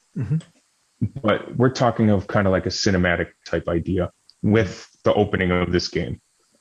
To me, an idea that I had, that I pictured, that I see as the perfect opening to this, is they give you no exposition. They give you no idea of what's going on. But it's either you or your squad in a raft or something of this sort, after whatever element brought you to this place. Oh, Bioshock style. I like it. Yes. And you're floating down that river. And as you're floating down the river, it pans on your face as you're kind of floating along with your face to the sky. You're kind of passed out, kind of groggy, along with your squad if they're with you under the circumstance. And you can hear that environment. You can hear the jungle. You hear the animals. You hear all that, like we talked about. And as you're floating down, all of a sudden you stop, but you bump into something. And you bump into a gate across this river. It's this gigantic mechanical gate, but across the gate, it just says, InGen, we are the future. Oh my God. And it's all rusted. It's all dilapidated. You have no idea what you're supposed to do, but you bump into it, you kind of shake, you come to a little bit. And then as you paddle to the side or you swim to the side, there's a ladder, you come up, and that enters into your tutorial. So it could be a 30-second sequence. It could be a 2-minute sequence. It could be a 3-minute sequence while they're going through credits and developers and all that other kind of stuff as they're kind of like bottom right, a roll-in credit. Yeah, developed to buy, all that kind of stuff as it's floating down the river. And it just keeps showing you from different angles as it pans out. They show the body kind of floating down as you're going past trees and past this, and there's a half sunken boat on the one side and that sort of thing. And you're missing all that until you just gently bump into this gate. And so begins your tutorial. You find a gatehouse, or you and your buddies have to find a way to open said gate to get to the next area. You transverse this whole tutorial area and you climb. Well, where are we? What are we doing? What happened? I don't know, but let's go take a better look. You climb a guard tower and you look up, and that's when you get your first shot of the whole vista. And in that vista, you see the plains, you see the jungle, you see the buildings off to the one side, you see the mountain in front of you, the shiny dome of the aviary down the river further north. All open world, all places you can actually go to. Yeah. Everything you can go to, everything that you would like to see is all there laid out in front of you. The camera pans back, and that's when you get your title sequence. And then it kind of zooms back into either third person or first person, depending on what the developer chooses to do. Or even a combination of both, depending on your play style. I think so. And then the music cues up, and then that's it. And then you're free off to do whatever you like. I love that. That's so, again, what you've done is you've really also get into games, man. This pitch, I'm serious. Like, and I've been, I've spoken some, like you have that in your DNA. I don't know. We'll dive into that in future episodes, I'm sure. Again, that's definitely, man, it begins like with manifesting this happening. But what you have a great sense of, man, instinctively, it's the idea that you do an in-universe, that it makes sense in universe. You contain the player, which is just like with Breath of the Wild. Not too much of a spoiler. It's in the trailers. Basically, you wake up in like a resurrection chamber or whatever, and then you sort of basically your environment slowly opens up naturally, and the idea of bumping into this kind of, and first of all, you're immediately establishing that atmosphere, right? You were really establishing that, and that's something that 1993 film did great. I think the first, full-on view of a dinosaur, even though we have the Raptor prologue with the Jeffrey and everything, it's like 40 minutes in or something. It's like it takes its time, and I would love, for example, like for that first moment of seeing a dinosaur, like, again, that's something that, again, I think you can agree with me, in the world films, something's just not there. Like for the first moment for dinosaurs, like in that way, we had the prologues for Lost World, is, you have the Compy attack, but then the first big thing is the Stegosaurus, and then the first big thing is the Brachiosaur. Jurassic Park 3, I think, broke a little bit from that formula. It's always the prologue with the attack, apart from World, Fallen Kingdom went back to that, the prologue with the attack, which is, when they're opening the gate. With World, it's just the Indominus being born. They show you and then it gets ruined by they try to do almost a comedic transition with the bird smashing on the eggshell, and it kind of, you're like, ooh, this, they have the creepy music when it opens up. They show the thing, and its eye coming out. Oh, this is going to be great. What does it turn into? We don't know. And then a bird. Okay, I get it. I see what you're trying to do, but it takes you out of that haunting, like and try to crack a joke. And it ruined it for me. I think I think I love Colin. Like, I love Colin's energy as a person. Like, his when he's talking about some of the Dominion stuff, I think we're going to be looking at a post episode 9 fiasco, like pretty existential, pretty like he's seen, and he dealt with the Book of Henry stuff. Like, this Colin that's making this film, he's like, I want this to be a sci-fi thriller. I want this, and that's why a lot of even the tones, like the amber logo, like it's the palette is very much evoking the 93 film, which is it's how you do that sort of, it's that hexalogy of the 6 films you're coming back to. Yes. And then we're bringing in Laura and Sam and Jeff. We managed to go through the whole thing without talking too much about Dominion, but I want to just check in time wise. What are we looking at for you, man? I think it's like, how late is I'm here all night. It's 7:38 here, so whatever you like. Let's go, buddy. Let's go. Okay, well, so what you have there, folks, is Sorna, right? Brought to you by Tony, right? This really well fleshed out. I'm serious that's like 2 or 3 pitch meetings with a couple of writers away from being greenlit. Like, it's so obvious. Like, what we've described is just so there ready. And again, I think there was there's some even pre-renders of a pretty photorealistic looking Chris Pratt running. They were working on something for World with that level of graphical fidelity. I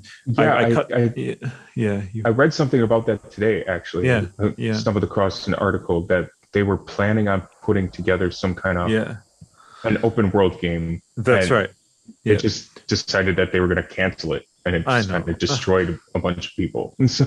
It did, yeah. And but here's the thing: is 4. The notion of Jurassic Park 4 for a long time. We're in that same position with this. It was like we had a sense of it being inevitable, that it would happen. And I remember when Crichton passed away, they were like, we should just leave it. But then, and again, overall, World, it's okay. Like, there's. I remember the lead up to World. There was a lot of excitement, and for better or worse, it did bring Jurassic World, or Jurassic as I just call it. Even Le Doctor or whatever, what's his name, Frank Marshall, he just calls them Jurassic, and that's why I called the podcast the Jurassic Podcast, so that I can talk about World Park and what is very likely to be another Jurassic insert something. It'll be whatever the next era will be, which will definitely be films, but we're looking at a world of, the Batman just got its Penguin spin-off. I think there's absolutely going to be characters from Dominion who are going to get spin-off series, which will be that Walking Dead. It'll be Tony's favorite show. It'll be The Walking Dead with dinosaurs, right? And that has also been a so obvious, why hasn't it been done kind of level thing.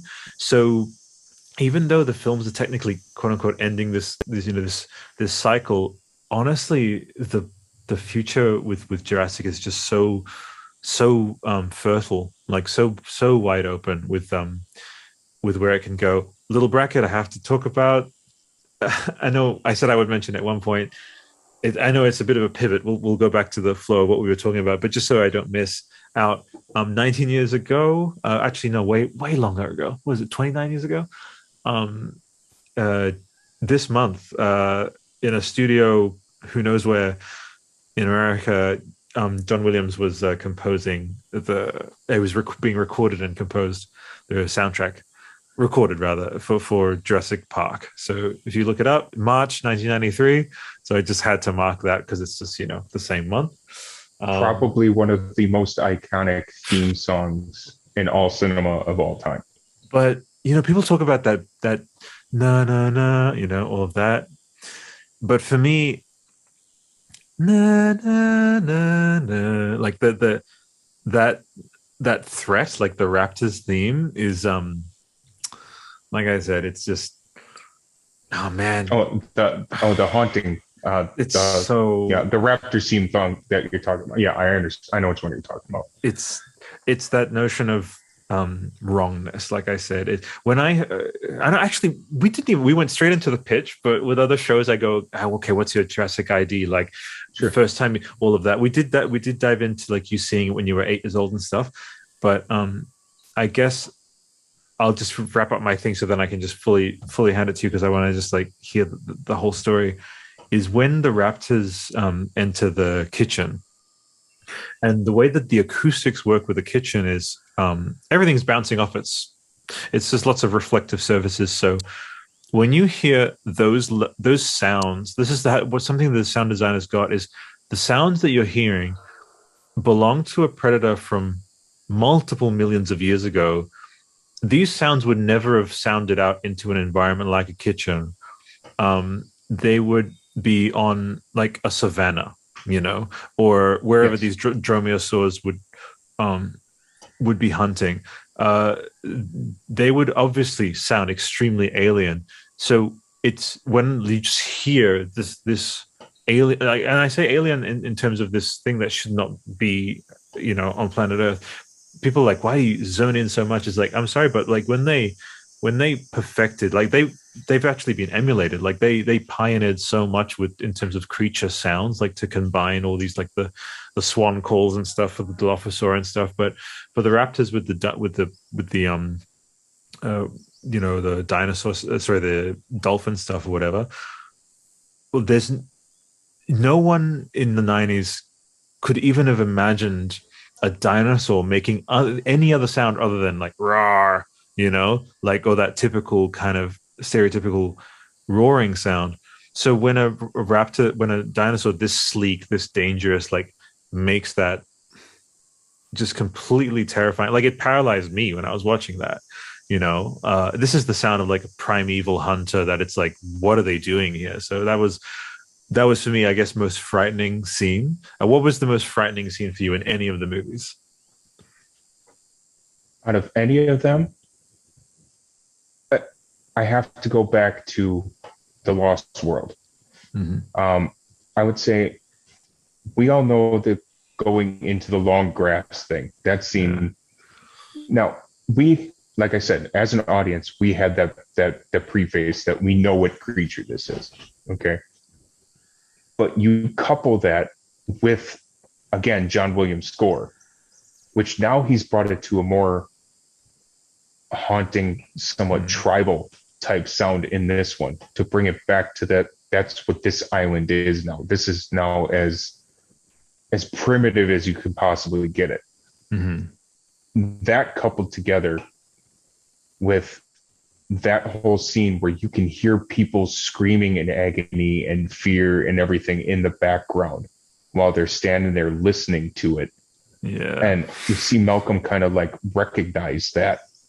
Oh my gosh. And between the two of those, that scene, you see his face and you can hear him listening, and the sound where it's in the background where you can hear him screaming and that the raptor screams and all that. And then he just looks up and there's no other response on his face. He just says, run. Yeah. And then they all just, and everybody's like, why? What is it? He's like, just shut up and do it. Let's go. Like, I'll explain later. Absolutely. There was a piece, and we're talking about music. I believe in the DVD and Blu-ray release of The Lost World, when they do the making of this movie, they do a side-by-side comparison of the events of the trailer scene of that, with music and no music. And to me, the music of a movie in a certain circumstance like this creates the atmosphere. Mm-hmm. Now you can see all that stuff happening on screen, right?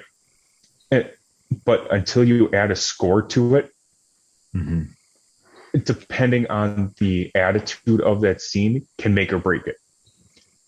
In the first Jurassic Park, in the T-Rex attack scene, when he's flipping the cars and everything, if you don't notice it because you're so intent on what's happening, there is no music in that scene.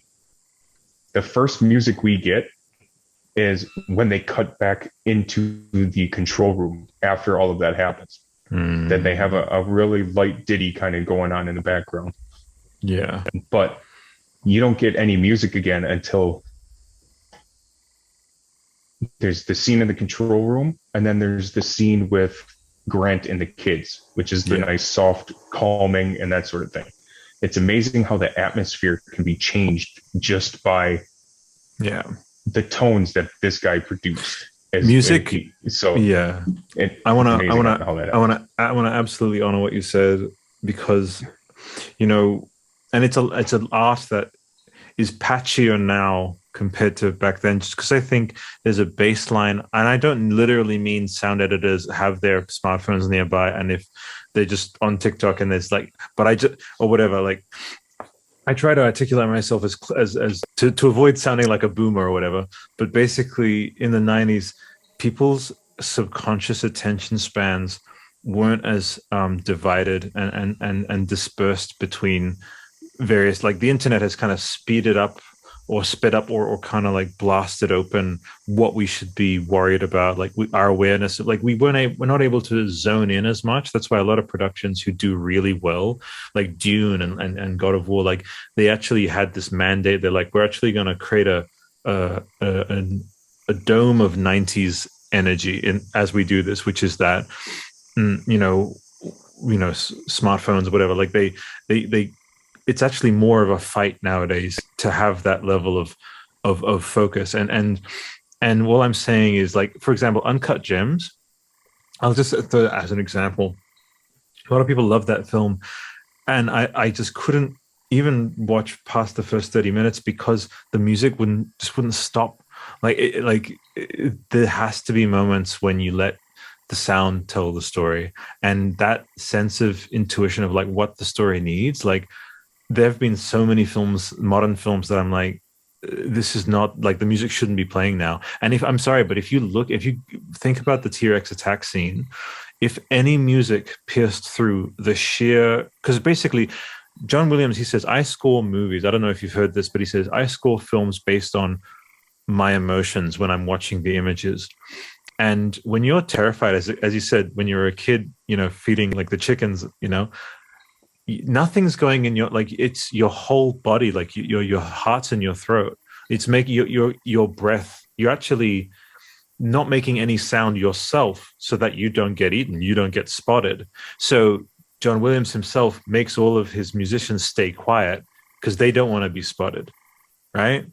So that's how I've always interpreted, is when there's that tension, when there's tension, danger, silence. When there's, okay, they've spotted it, it's like the T-Rex has found you. That's when the the trumpets and stuff come in. So the T-Rex scene in the first movie, when Jeff Goldblum is now awake, sitting in the back of the Jeep. Yeah, you hear these little 3-chord thumps, right? Boom. And nothing in between. Until that T-Rex breaks through the tree line, then it's a full chaos unfurl, right? The strings ramp up, everything real fast pace. Everybody, it's escape time now. We got to get that music going. Get the music going to Tony. The just pulse imagine and the heartbeat. Yeah, go ahead. You can feel that the pulse and that heartbeat in it. But just, you can hear your pulse in your head under stressful situations, right? You're trying to be super quiet. What's the only thing you hear? The blood pumping past your ears and in your head. Imagine that in your game. Imagine that in Sorna. Like, you're in a Jeep, like, and you just hear the boom, and it's like, oh my God, yeah. And right there, you're in that game. You're driving in that Jeep, and everything else kind of pans out and kind of like silences, right? What happens? You're walking through the woods. You hear the birds chirping. You hear the squirrels chattering, that sort of thing. And all of a sudden, a predator enters the woods. What happens? Quiet. Correct. You're in this game. You drive through, and they got a nice little ditty going, but then all of a sudden that drops out and becomes silent. And then you hear that. Yeah. And now you're on alert.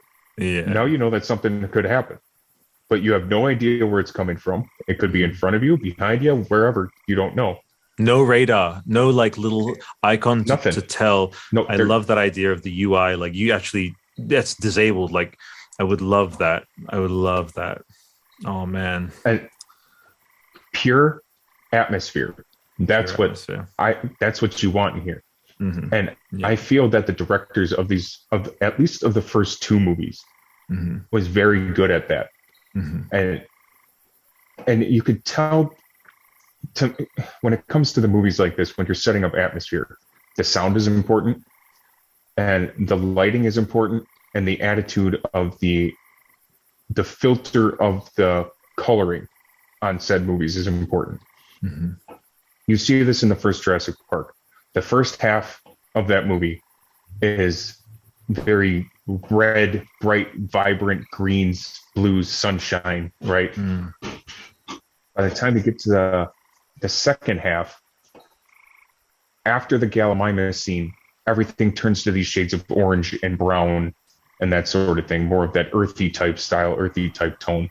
The second movie, the first half, where it's very dark, they're trapped on the island, is all very like teals, purples, blues. Then you get to San Diego at night and everything's almost like purple and black. Yeah. And that just kind of sets the tone and the environment, the atmosphere of all of that. Yeah. And the same with the music, like we were just talking about. The first half of Lost World is that very tribal, very primitive type, the bongos going, drum type stuff. But then you get to the San Diego stuff, and it's all orchestric, high tension, high energy. The only part where there's not a whole lot of high energy is when the T-Rex is walking through the human neighborhoods. And that sets the atmosphere for that, because it's, well, this is a real thing now. And then he's the kid in the window who snaps the picture, the parents scream, then the music ramps up again. And it's kind of that little lull in the music that kind of gets you to calm down a little bit. Oh, okay, the dinosaur's walking through town. Oh crap, the dinosaur's walking through town. Walking through town, exactly. So, yeah. Jurassic Park Sorna coming 2020. Yes. 2025. I just love it. JPS, hashtag JPS. Like it writes itself. All you need to do is take all of these templates and then bring in some amazing performers. Bring in Tony as a story consultant. Hey, I don't know. You have my information. You can find me on Reddit. For sure, man. Bethesda, I'm already open. Minimal fee, I promise. Just put my name on the credits. My dude. We've almost been going for 2 hours, brother. Come on, man. Like that's how it works with Jurassic. Just keep talking. I would like to say, I don't think you knew what you were getting into when you picked a topic to talk to me about, because when I get into stuff, I get into stuff. Oh, me too. No, well, then that's why, man. I don't know. Are you a podcaster? Like, I think you may have some experience, or no, nothing. Okay, well, this is the first time I've ever been broadcast on anything. So okay, bro. You just have a natural sense about it, and I think, yeah, man. Let's go. I'm stoked about the next one, man. I'll send you some. Again, it's always my thing with the network. It's like real life always comes first, even if it's like 2 seconds before recording. It's like, buddy, can't do it. It's like never any stress, no problem at all. And sure. And at worst, you just end up having a pretty chill time or whatever, like conversing and stuff. Midpoint is bringing in some of the people from the films, especially post NDA, like concept artists and stuff, getting you on the same Zoom call as them. But the ideal is to end up leading to opportunities. It's like, we live in an era where like outlets get contacted for premieres and like attending things and stuff. So I want to bring you into that, and we have clearly, dude. I'm speaking on behalf of the listeners too. It's like there is so much there from, as you have definitely shown, not just verbally but visually with the original poster. Like, again, I'm stoked. By the next episode, I'll actually have that on my shirt. It'll be fantastic. Like, you are a natural at this, man, and I'm specifically stoked about further developing Sorna, which I think we can just, now when we just say Sorna, we know we're talking about that game. Like, sure. And whenever it's like on the next episode, I'll be like, hey, I've been thinking about Sorna. Hey, I actually think this would be, and when I'm editing this one, I'm going to be pulling in clips to help illustrate what you're saying and concept art to help illustrate what you're saying. I'll really take my time with it.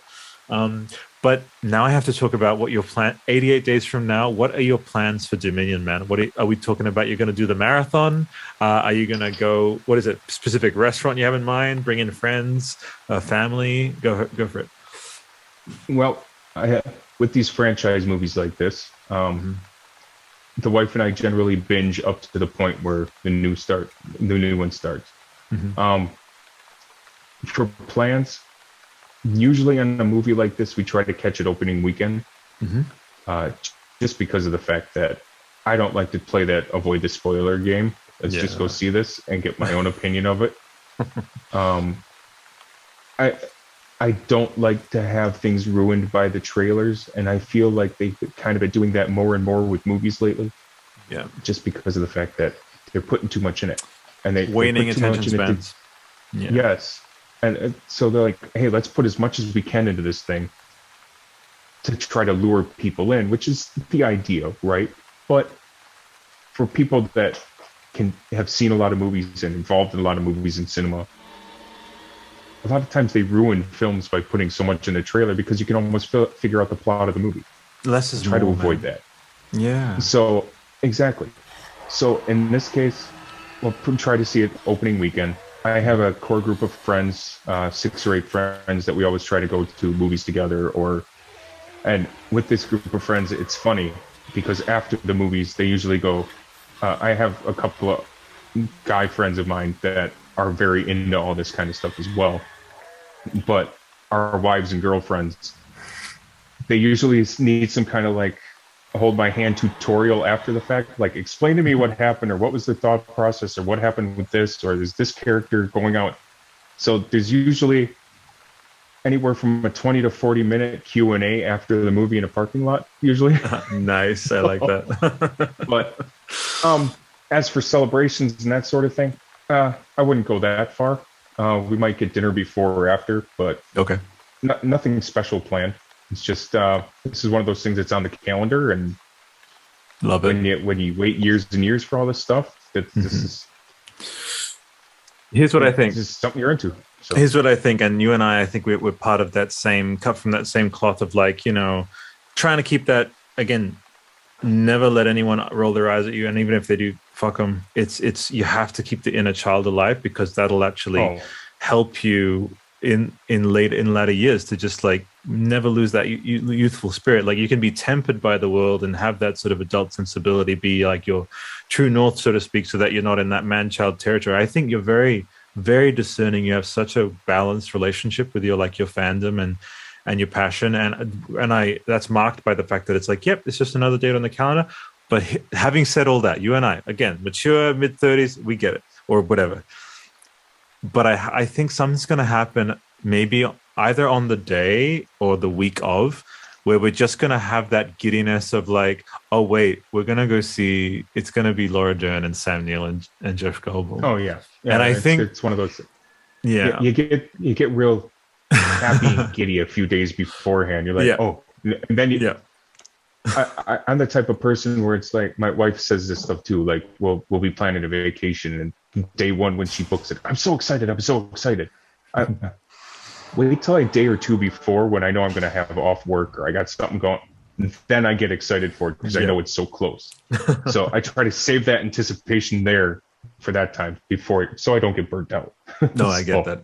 I totally get that. And I think along with that, like for me, it's going to be very similar. We'll just go see it at Hoyt's over here. It's like just a Chain Cinemas here. I think I'm definitely going to see it a few times.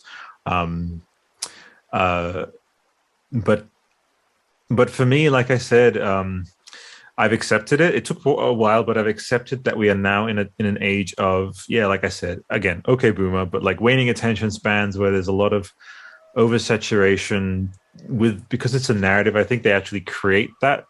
Elden Ring proves, if you're tuned into it at all, is that it's still the love of mystery, genuine mystery, is actually alive and well. And as much as there's like, you know, rage or like, you're starving us of information, is like, and I was talking to this with my Elden Ring co-host Gobblerprin a couple of weeks ago, and I was just saying, look, people don't know, but they actually don't want to see stuff.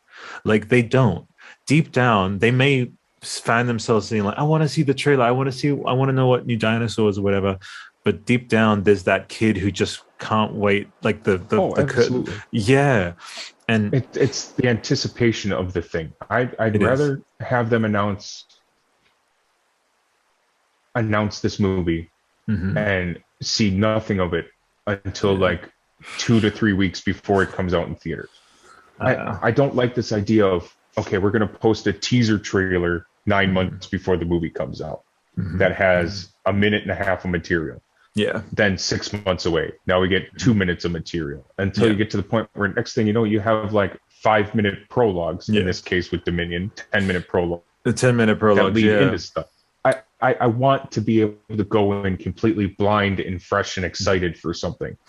It's the same thing with all this Rotten Tomato stuff, and you see all that, and lately that's been terrible. People, it's getting garbage reviews. I don't want to go see it now. Well, oh gosh, create your own opinion, right? Yeah, I agree. That's what I try to do. There's movies out there that I know that I'm like, well, I'm not really interested in this thing. For instance, the best example of that I can think of right now, the Disney movie Cruella. I don't know if you're familiar. If you've seen it. Emma Stone. Yes. I went in, the wife is like, I really want to see this movie. Let's go see it. And I'm like, I left that movie theater bewildered because I enjoyed that film so much. I did not think it was going to be what it turned out to be. And I enjoyed that feeling because I went in blind going, and you come out going, okay, that was cool. 2 thumbs up, So I dig that, man. I dig that. I have to, because you gave me that segue. This is the show of, additive. Always the goal is always additive, but tangents. The tangent taking network. When you mentioned that, and I apologize. No. Please never do. I think it's the most organic, and that's why I don't believe too much in notes. I think the onus is on the 2 people to create just something that they themselves find compelling and no faff. And I've stripped away any kind of sense of, faffing on. Everything has to be all lean and mean. And so you mentioned the prologue. All I'll do is because we're coming to the end of recording, even though I could see us totally. I recorded like a 4-hour Wizarding World podcast like a couple months back. It was crazy. But you mentioned the prologue, and all I can say is after these very successful hypothetical, I know this is ridiculous. It's like the game hasn't even been announced. There's no notion that it's being made. But I'm sorry, but once that's been done, and that's finally unearthed, just like 4 was, because 4 was in limbo for so long. They were like, how do we crack it or whatever? And I'm so glad. I'm overall, I'm very happy that like World, the first night 2015, it brought Jurassic back. It was, and that's great, but now we get to kind of refine that. I'll just respectfully sidestep all of Camp Cretaceous. It's just not my thing. Completely, whatever. Yeah. To run on that quick, I'll be brief. No, please go. I'll be brief with this. I watched it. Okay. I don't like the fact that they made it canon, if you will. Yeah. Thank you. In the movie cinematic universe. Yeah. I liked that they tied events that happened in the show in with the movies. I'm fine with that. Yeah. But try to explain to me how 6 kids live on rice and beans out of a can on an island for 2 to 3 years and nobody's bothering even coming looking for them. I'm sorry. That's my piece. I'll move on from there. Me too. And I think again, we won't belabor. And I also love that there are some also, bless you, man. We do really live in an outrage economy where people feel the need to kind of hammer in and like, hey, if you don't like it, that's fine. I don't have to build. There are some people around, like Matrix Resurrections. It's like, it wasn't enough for them just to not like it. They had to like highlight how much it like made them like rich, and like they say all these like charged things based on the clickbait thing of like people doing this in like thumbnails. I'm like, can you let's just be mature. So it wasn't my thing. Yeah. And I watched that one, and I think there was too much of a disconnect from the last movie into this one. You could totally tell it was a grab to try to bring money back in. Yeah. That's it. I just, there you go. Wasn't my thing. So. That was the thing, exactly, and to each their own. Ultimately, one thing could be is if they again do a similar thing where it's like, hey, as part of this like canon sifting. So basically, like, okay, this game Sorna's announced, and they say, okay, so we have had to decanonize this part of Jurassic Park, the video game. For example, Harding is now back to the old man from the older gentleman from the '93 film. Okay, so that's been done. With Camp Cretaceous, it's like we're getting rid of Scorpios, we're getting rid of this, that, and the other. But say, for example, you're on Sorna and you come across some paperwork that maybe is like a little Easter egg that hints to, like, we have this idea of these kids. I'm okay with that. That's exactly it ties lore in together. Yeah, exactly. And it ties the lore in together. Or you find the character's cell phone, like she's all about her cell phone. You see a destroyed cell phone with that pink color or something like that, or whatever. I'm okay with the tie-in. I'm okay with the tie-in. Yeah, but as to like actually make that, like, okay, now you have to integrate that storyline into what you've already established. Yeah, and it just doesn't, like, if one of these characters were from that show were to pop up in Dominion, I might have a little bit of a problem with it. Yeah, but it depends on how they execute it. Exactly. I think we're protected by that Sorna bubble of the 90s, so we're good for that. But what I wanted to say is, you mentioned the prologue. This is going to be a bit tougher because there aren't as many templates for a successful game. This is where they would have to enter that pioneering kind of area. But what so many people have talked about is there were conversations around Horizon to some degree of, like, imagine if David Attenborough was narrating this amazing full-length documentary, and so there's a game, I think it's called Away. So just if you Google Sugar Glider and Away, it's this game where they basically, you can do it later if you want, but it's a Kickstarter and it is wildlife simulator. And there are people who, they saw that prologue and they were like, and paleontologists, they're doing like paleontologist reacts to the Jurassic World Dominion prologue. And a lot of them are like, actually, that's pretty accurate. Hey, they've improved this, like the feathers and the sort of, like the fuzzy T-Rex or whatever, like the. So what I could, and I am a big, I just remember bonding with like Walt Disney's Dinosaur a long time ago. What I'm building to is completely separate, like a completely separate team is starting to crack the egg of, like, how do we do a compelling life cycle based, you play as a dinosaur kind of thing. You could do, again, a tutorial area. You could do a tutorial area of the original era in which you were born. You're a hatchling or whatever. This is, again, because it's not a human protagonist, it's just a bit harder. There's just no templates, and that would be very exciting to be like. So how would I mean? The only template we have is the amazing cut to a clip Albert, like the 1993 Mega Drive game where you play as a raptor. The idea is to be able to, and we have Ark, I guess. Ark lets you play as Raptor, I think, or like mount a Raptor, whatever. But, I just think that there's enough there, especially with a Raptor. Like, okay, well, if we want to lean into how intelligent they are, if we want to lean into, like, that would be interesting. So do you have any angle there with a potential, like, completely just dinosaur, like, you maybe choose, I think maybe just Raptor based. What do you reckon? Is there anything there for you? In reference to this open world game? Yeah, a potentially open world game. Yeah, I know it's tough. It's tough, man. I feel like it could be done, but not as a full. Yeah, I don't think you could do the full playthrough as the dinosaur. Right. I think it could be done as, like, before you get introduced to the raptors on the island the first time.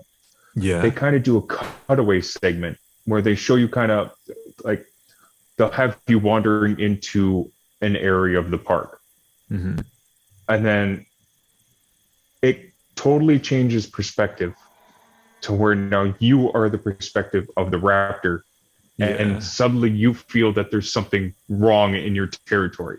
Ooh, I could see that. You start playing as the raptor or the dinosaur or even a T-Rex at that point or something like that, where it almost turns into the there was a couple of games that came out not that long ago. There was a Predator Hunting Grounds. Then there was that's right.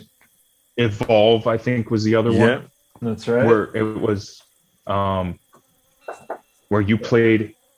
It was just, them. Yeah. It was just a battle game, right? So one played as the big overpowered baddie, and then there was a squad of people you were trying to take each other out, right? Something like that comes to mind, where now you are a raptor. Okay. And now you have to explore your area to try to find where these people have come in, or you picked up a smell or something of the sort that way. Right. Gotcha. That works. And then as the two characters or the two squads, like this would work great for the squad idea, right? So now you have a raptor squad meeting up with the human squad. Interesting. As they come face to face, then it switches perspective again. Because now you're seeing things from the eye of the dinosaur, where he's just got that blood rage, that bloodlust, where he's hungry, he wants to eat. And now there's this perfect prey that has entered his area. Yeah. And then as you come nose to nose or face, then it switches perspective again. So now you kind of see how rabid and monstrous this animal can be from their point of view. So Man, I think something like that perfect. could work. That is perfect. And what you basically... No, you first. I don't know if you could pull that off with every animal that you would come across on the island. No, but it would be... under the case of the raptors, I think it might work. Yeah, but basically, because the idea, and that's one thing that they did do, is when they said like primate intelligent or whatever, like they established pretty early on how smart they are, which makes it like, okay, so then with a T-Rex, that would be maybe the only other that I could imagine. But again, this is super early discussions, and who knows if they could make things work. But focusing on the raptors, basically, the idea is just like with Evolve, I guess. I could see on-screen prompts again, maybe evoking maybe some Easter eggs towards the 1993 game. Which, if you haven't played it, I'm sure there's emulation out there. It's just fun. Yeah, I have. Oh, I'm just talking to the listeners. I'm sure you have, Well, but you could play either as Grant or the Raptors in that one. Or the Raptors. That's right. So good. And then I believe there was the Lost World for the original PlayStation.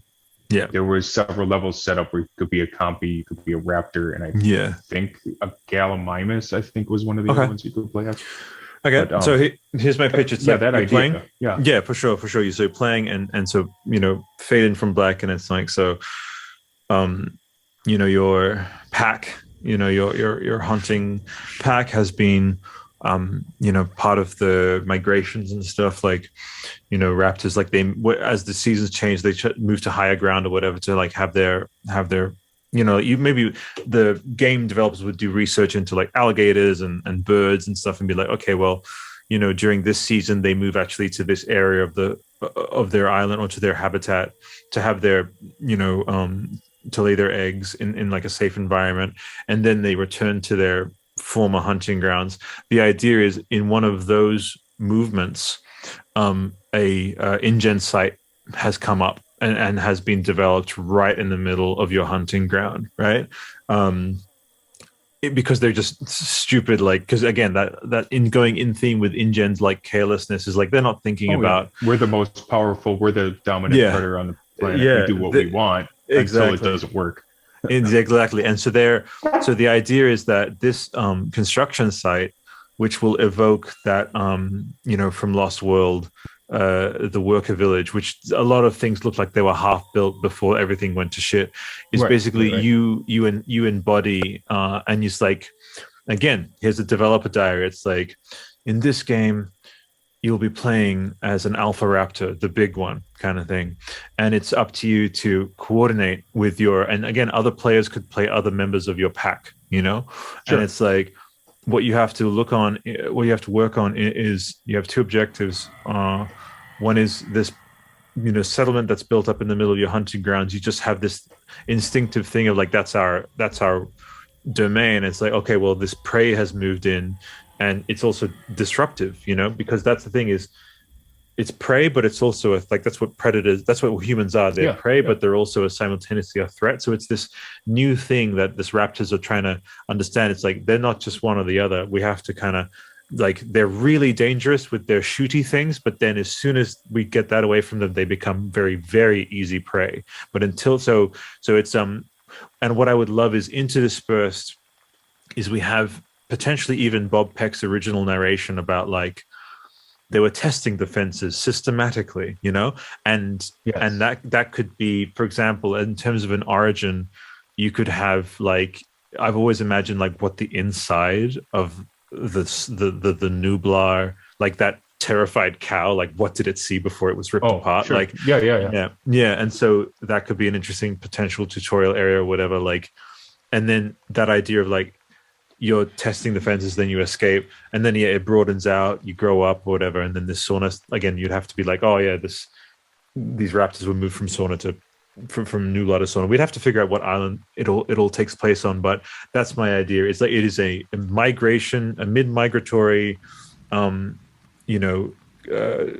there'll be an allegory there of like disrupting the ecological system, you know, and how you are this sort of embodiment of nature that is there to kind of like restore what was there before, which is like your normal hunting grounds and stuff. And then one mechanic could be, it's like, yeah, you and your other players have to take down, like, again, you have your certain meters or whatever, the screen, it's like, hey, you have to like eat or whatever, and you have to like at one point it's like, sorry, we can't just, we have to peel off and like refuel. Like you can probably like risk it but one thing you could be like, okay, well, we have to take down this prey together, you know, and you can Guardians of the Galaxy actually recently, again, now we're starting to explore some templates. With Marvel's Guardians of the Galaxy, you have to give commands in battle to like, you go over there and you go over there, you know. And so imagine you do that and you're barking and you're calling, and then we finally get to hear like what bark means go left and what chirp means go right, and that would be a strategy element. I see that. I see something like that playing off kind of like the best example I could think of is, well, in my mind's eye, as we were kind of talking about this, I almost picture like a fighter plane game, something. Yes, that's right. In the lieu of like Ace Combat, mm-hmm. where you have this squad of 3 or 4, and you have Raptors. one leader calling out orders. Yeah. Exactly. Mm-hmm. So in my mind's eye, I see that with the cutscene of the humans walking into this territory. And let's say they have to destroy a wall or break down a tree or something to gain access into their territory. In doing that, I see in a cinematic type thing, like 4 raptors popping their heads out of the grass and listening for this disturbance. And in the cinematic, they all start running towards the sound. Yeah. And as they're running, they cut into the point of view of where you're the lead raptor. And you have to divvy out orders while they're running. Yeah. Hey, you go left, you go right, you point out, you check out that area, I'll check out this area type thing. And you kind of all go in together as kind of like a fighter squadron. Mm-hmm. Yeah. Kind of play out like that in my mind. And then nailed it. Yeah. There's your template. See an enemy. Yeah. You see an enemy, and then as you look at that enemy, you can tag that one for, I don't know, done. Beta, you go attack that enemy type thing. Mm-hmm. And you're giving directions to these other live creatures like they are fighter squadrons. And done. That's what I see in my head. So, folks, we have 2, again, I'm just saying we have 2 really, really solid game pitches in this episode. Like, I'm sorry, but we get any, and we have the 39K subscribers on the main feed. We'll have this out to the Apple and the Spotify, and we're just gonna really manifest and please share it around. Like this stuff. Well, again, we don't claim any IP. We're putting ideas out there. I'm happy. Hopefully, I speak on your behalf as well. It's like, just make it. All we want to see is we just want to see it work. You know, we want to see it out there. So take these ideas. Are you cool with that? It's like, please just go for it. Like we just want to. We're just talking. We just want something to happen. Like, exactly. We're spitting out ideas from IPs that already exist. Exactly. Take the ideas from them. Just put it together how you want to do. This is our take on it. Just as you would. Just give the people what they want. as they say. And we do live in a time where that is happening in certain universes. With, like, for example, the Obi-Wan series. It's like people were saying that for years and years and years, for almost decades actually. of like, wouldn't that be good if we couldn't see you? And now that's happening. So I, for example, you had mentioned earlier, this Indiana Jones game coming out. Yeah. Mm-hmm. That we've had the Uncharted, we've had the Lara Croft. Who's the grandfather of them all? Boom. Let's go back to that. And people love that serial time frame. I'm guilty of it myself. Yeah. That's perfect IP. Totally. And okay, and then to go even more crazy, but not even that crazy again, because there's templates, is you just mentioned, Lara Croft there. I would love, because I just think there's so much there. Like Robert Muldoon was this, first of all, he's iconic. I could and they did some great stuff with Peter Cushing, how they found a sound alike and everything, and you could talk with the estate of the family and stuff. Then another standalone concept. So we have the open world, the Horizon Zero, Jurassic Isolation, Jurassic Park Sorna. Then you have this other title, I guess you could call it Jurassic Park Hunters, maybe, which is the Raptors. It's very simple, because you are a pack of hunters and you have to manage this. It's like, say, for example, in the middle of you trying to clear out this other kind of worker site, and you have to deal with like these Roland Tembo type characters, and then a T-Rex attacks, and then you and your Raptors have to contend and then coordinate taking down a T-Rex. Great idea. I think just out there, not slapping ourselves on the back, but it's just, I think we would love to see that. The third one for me is a origin story for how Robert would have gone. Again, the early parts of the story would take place at his old resort in Kenya, I think is where he was based. That's where he started, I believe. Yes. And right there, I mean, by this point in the pitch meeting, I could already see people being like, I see what you're going, which is in the Tomb Raider games. It's this thing where you see her, back in her, like, her former life, and then going into this. So what a character focused on Robert Muldoon. And it is just the early, I mean, that would have been insane. It's like you are part of this ground floor, becoming a game warden for these animals that you like. How do you even like that? So many dialogue heavy, amazing. Yeah, go ahead. I want to take that one step further. I had stumbled across a Jurassic Park fan fiction centered around Robert Muldoon. Okay.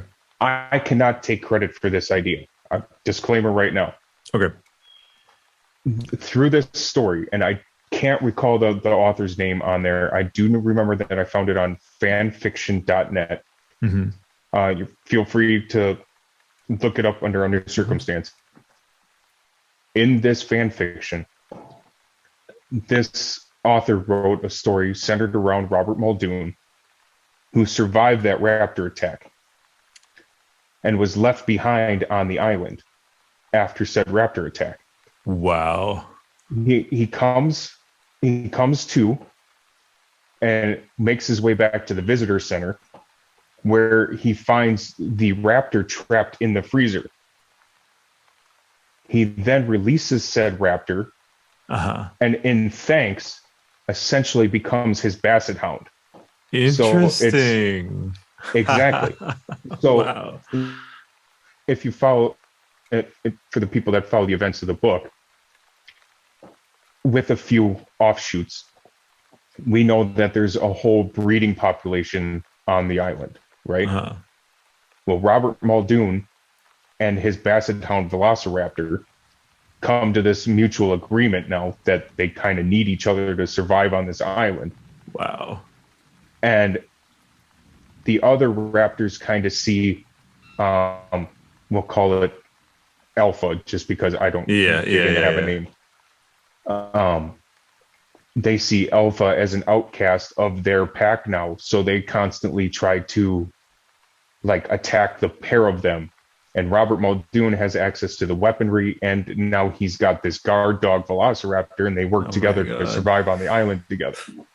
So if you want to take it one step further, there's always that idea on how that one could play out. And, I'll say, author, you first.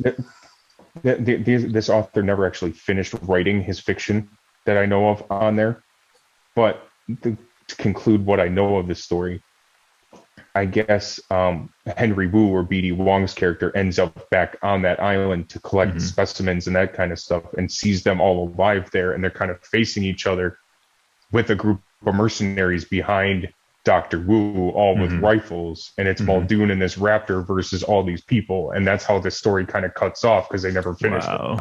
Interesting. This could be an interesting.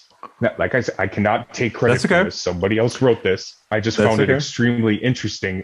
You brought up that topic on Muldoon. If they could swing that, so that'd be an interesting twist to the whole thing. Well, what I'll do, I'll honor that by simply saying, look, again, because there's a lot of potential when there's an unexplored backstory, which we're seeing obviously with like Boba Fett, like Mandalorian, like they took advantage. I mean, the whole Mandalorian culture is based on how little people knew on Boba Fett. It was so nothing. Like there was just image, there was coolness, and then over the years they filled this in. And obviously, Muldoon has a fan base. I'm sure I'm one of them. I just think, for also Bob Peck, like, quiet. They're approaching the Tyrannosaur paddock. Like he has so many lines, like they should all be destroyed. Like, even Nedry knows not to mess with the fences. Like clever girl. Like for me, he's my favorite character in the first film for sure, because I saw him so intrepid. Like even when he went in, he's sweating. It's like complete, like just like drenched, but he is so focused, and he saves Ellie's life simply by basically diverting the attack. And so I don't know what they're going to do with Cal Kestis in Fallen Order or whatever. Because I know that at some point it's like The Last Jedi. It's very likely that Cal probably will die for that whole line to be, with Luke and stuff, just to carry out the narrative. To carry out the narrative of Last Jedi. Yeah, but we're still invested. That's a whole nother topic. Yeah. That's a whole nother topic. That's right. But we're still invested. And what I would love is to see, Bob Peck, he was in his I think early 40s, late 30s, and just to kind of have a mid 30s, let's say, okay, cool. So, and that's what John did, is he brought people in very early to engender their loyalty and to bring them in and to keep people secret. So I dare say there would. Obviously so much would have to be written. You'd have to bring in some writers from maybe shows that had similar subject matter with like Safari and I'll have to do some research into that with that. But I just think there's a really, really compelling story to be told of like this experienced kind of British gamekeeper guy. And it's like the game opens up, and similar to Lara Croft coming across like whatever the tapes of her father or whatever, and he gets approached. You meet Hammond. There's dialogue choices there. You're out into the field.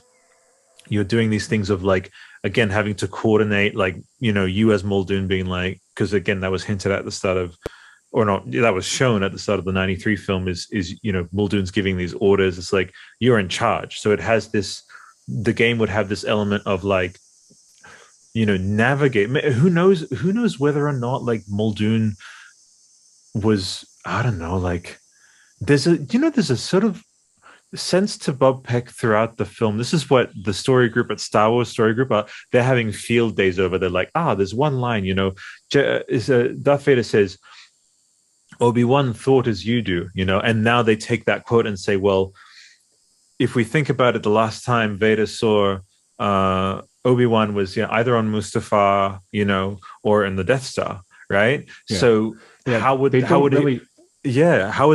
haven't felt this presence since. Yeah, they leave it at that. Now that's right. Was that 3 years ago or was that 30 years ago? That's right. A lot can happen in an amount of time. So, and throughout the 93 film, you can sense.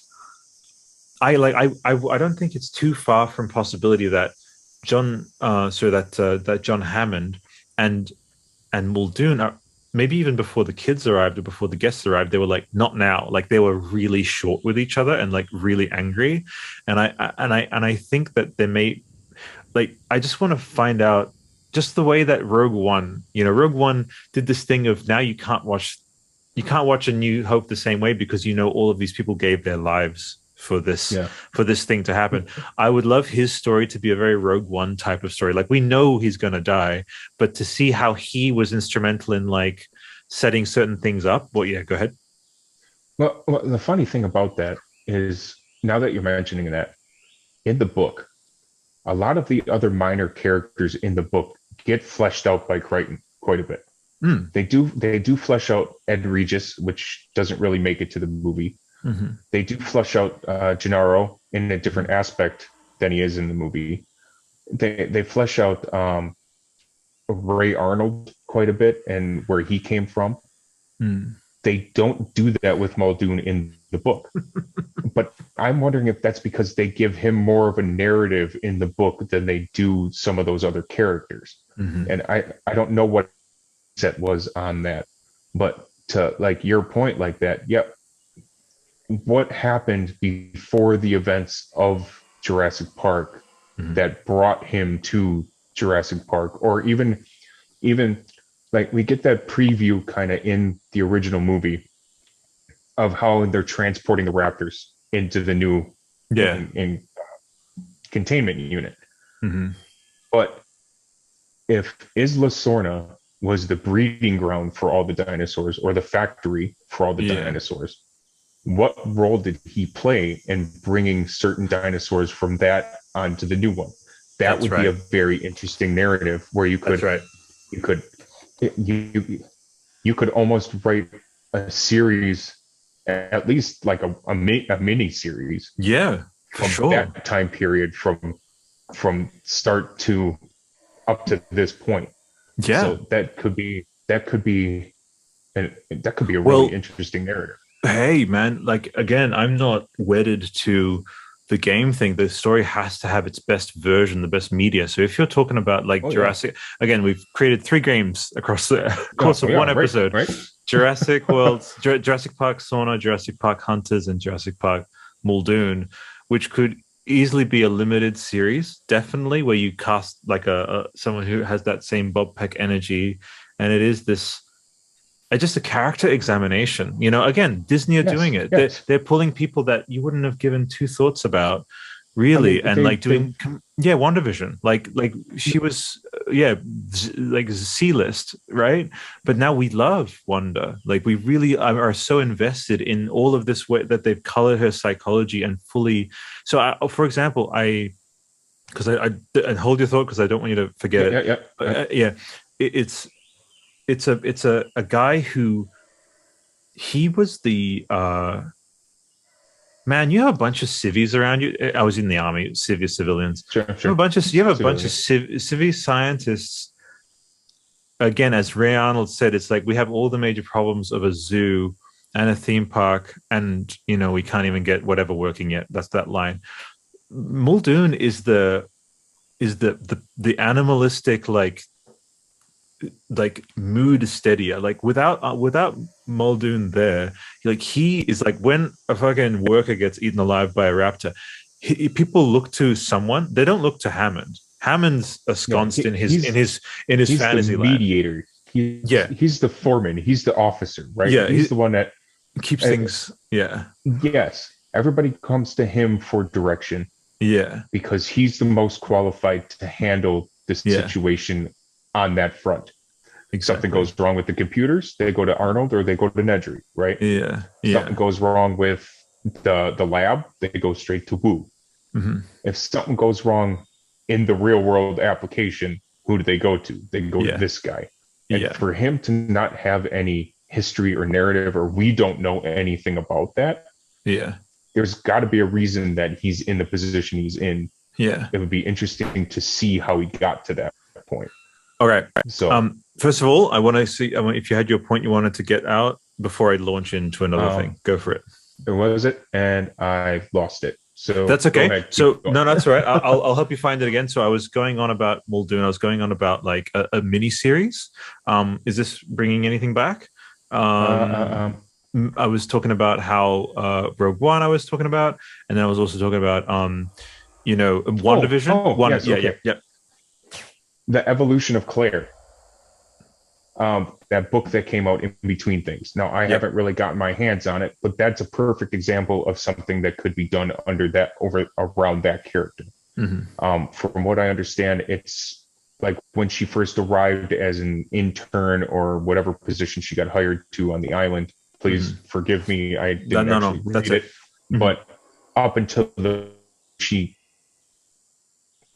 had that connection with the animals and that sort of thing, coming in as the lower level person in the park when it opened. And then she kind of lost that over time to get where she is now. And then in Jurassic World, then they bring her back to where she first started again. And they kind of fleshed that out a little bit from what I understand in that book. Yeah. If we had something like that for Muldoon character, I think that could be successful if, again, done in the right way as a mini series or something like that, or even as a game. But I think that game would have to take place in between the transition period for them to flesh out enough. You're talking about the start in Kenya and all that kind of stuff. Well, now you're talking like a safari type idea, something that's already kind of established that we have in this world. So you would have to take the experiences that he got from that and then to make tutorial it more interesting. Tutorial and basically perfect. You have that's a perfect example for sure. And you have to imagine that the scene that happens at the beginning of 93's film of Hammond approaching Ellie Sattler and Dr. Grant, Dr. Sattler, Dr. Grant, he's like that Nick Fury guy arriving in his helicopter, like recruiting everyone. And so you're at this safari, it's another day in the life of Robert Muldoon, and you see an InGen helicopter coming. And that your day one, the start of that game is, and you see again, photoreal, we're talking Last of Us Part 2 level graphics. Someone comes in and it's this cinematic and it's you, and then pans up from the amber cane and it's John Hammond, and John Hammond is there. It's like, I have an idea. I have a proposal for you. Something that might be right up your alley, right? With that. Okay. Yeah. Idea forming here. Helicopter landing. Muldoon sitting up off of his rocking chair, wherever it is that he might be, sees said helicopter landing. And he curses out loud. Yeah. And grabs his rifle. Yeah. And runs out to the helicopter because whoever landed that helicopter didn't know where he was landing said helicopter. Oh, yeah. Here tutorial. Yeah. Where he has to go through and save the people from whatever environment that they're in. Lions, probably lions. Lions, hyenas, whatever that they've gotten themselves into because they're ignorant and naive, don't know what they're getting into. Like all of the premise of the whole Jurassic Park idea, correct? Yeah. Goes out and saves them. As he's finished saving them as your tutorial level. Yeah. What the bloody hell was that? Yeah, exactly. Introduce John Hammond. Yeah. Oh, you saved us. This is a perfect way to open it up, whatever. And now cue, I don't know, boom, right there, title screen. Yeah. I may have an interesting offer for you. Boom, title screen. And then it goes into the game after that point. Like, to me, that would be an awesome opening cinematic tutorial or something. Right? See what I mean? And you've played Uncharted, so you've played Uncharted 4 like all the way through?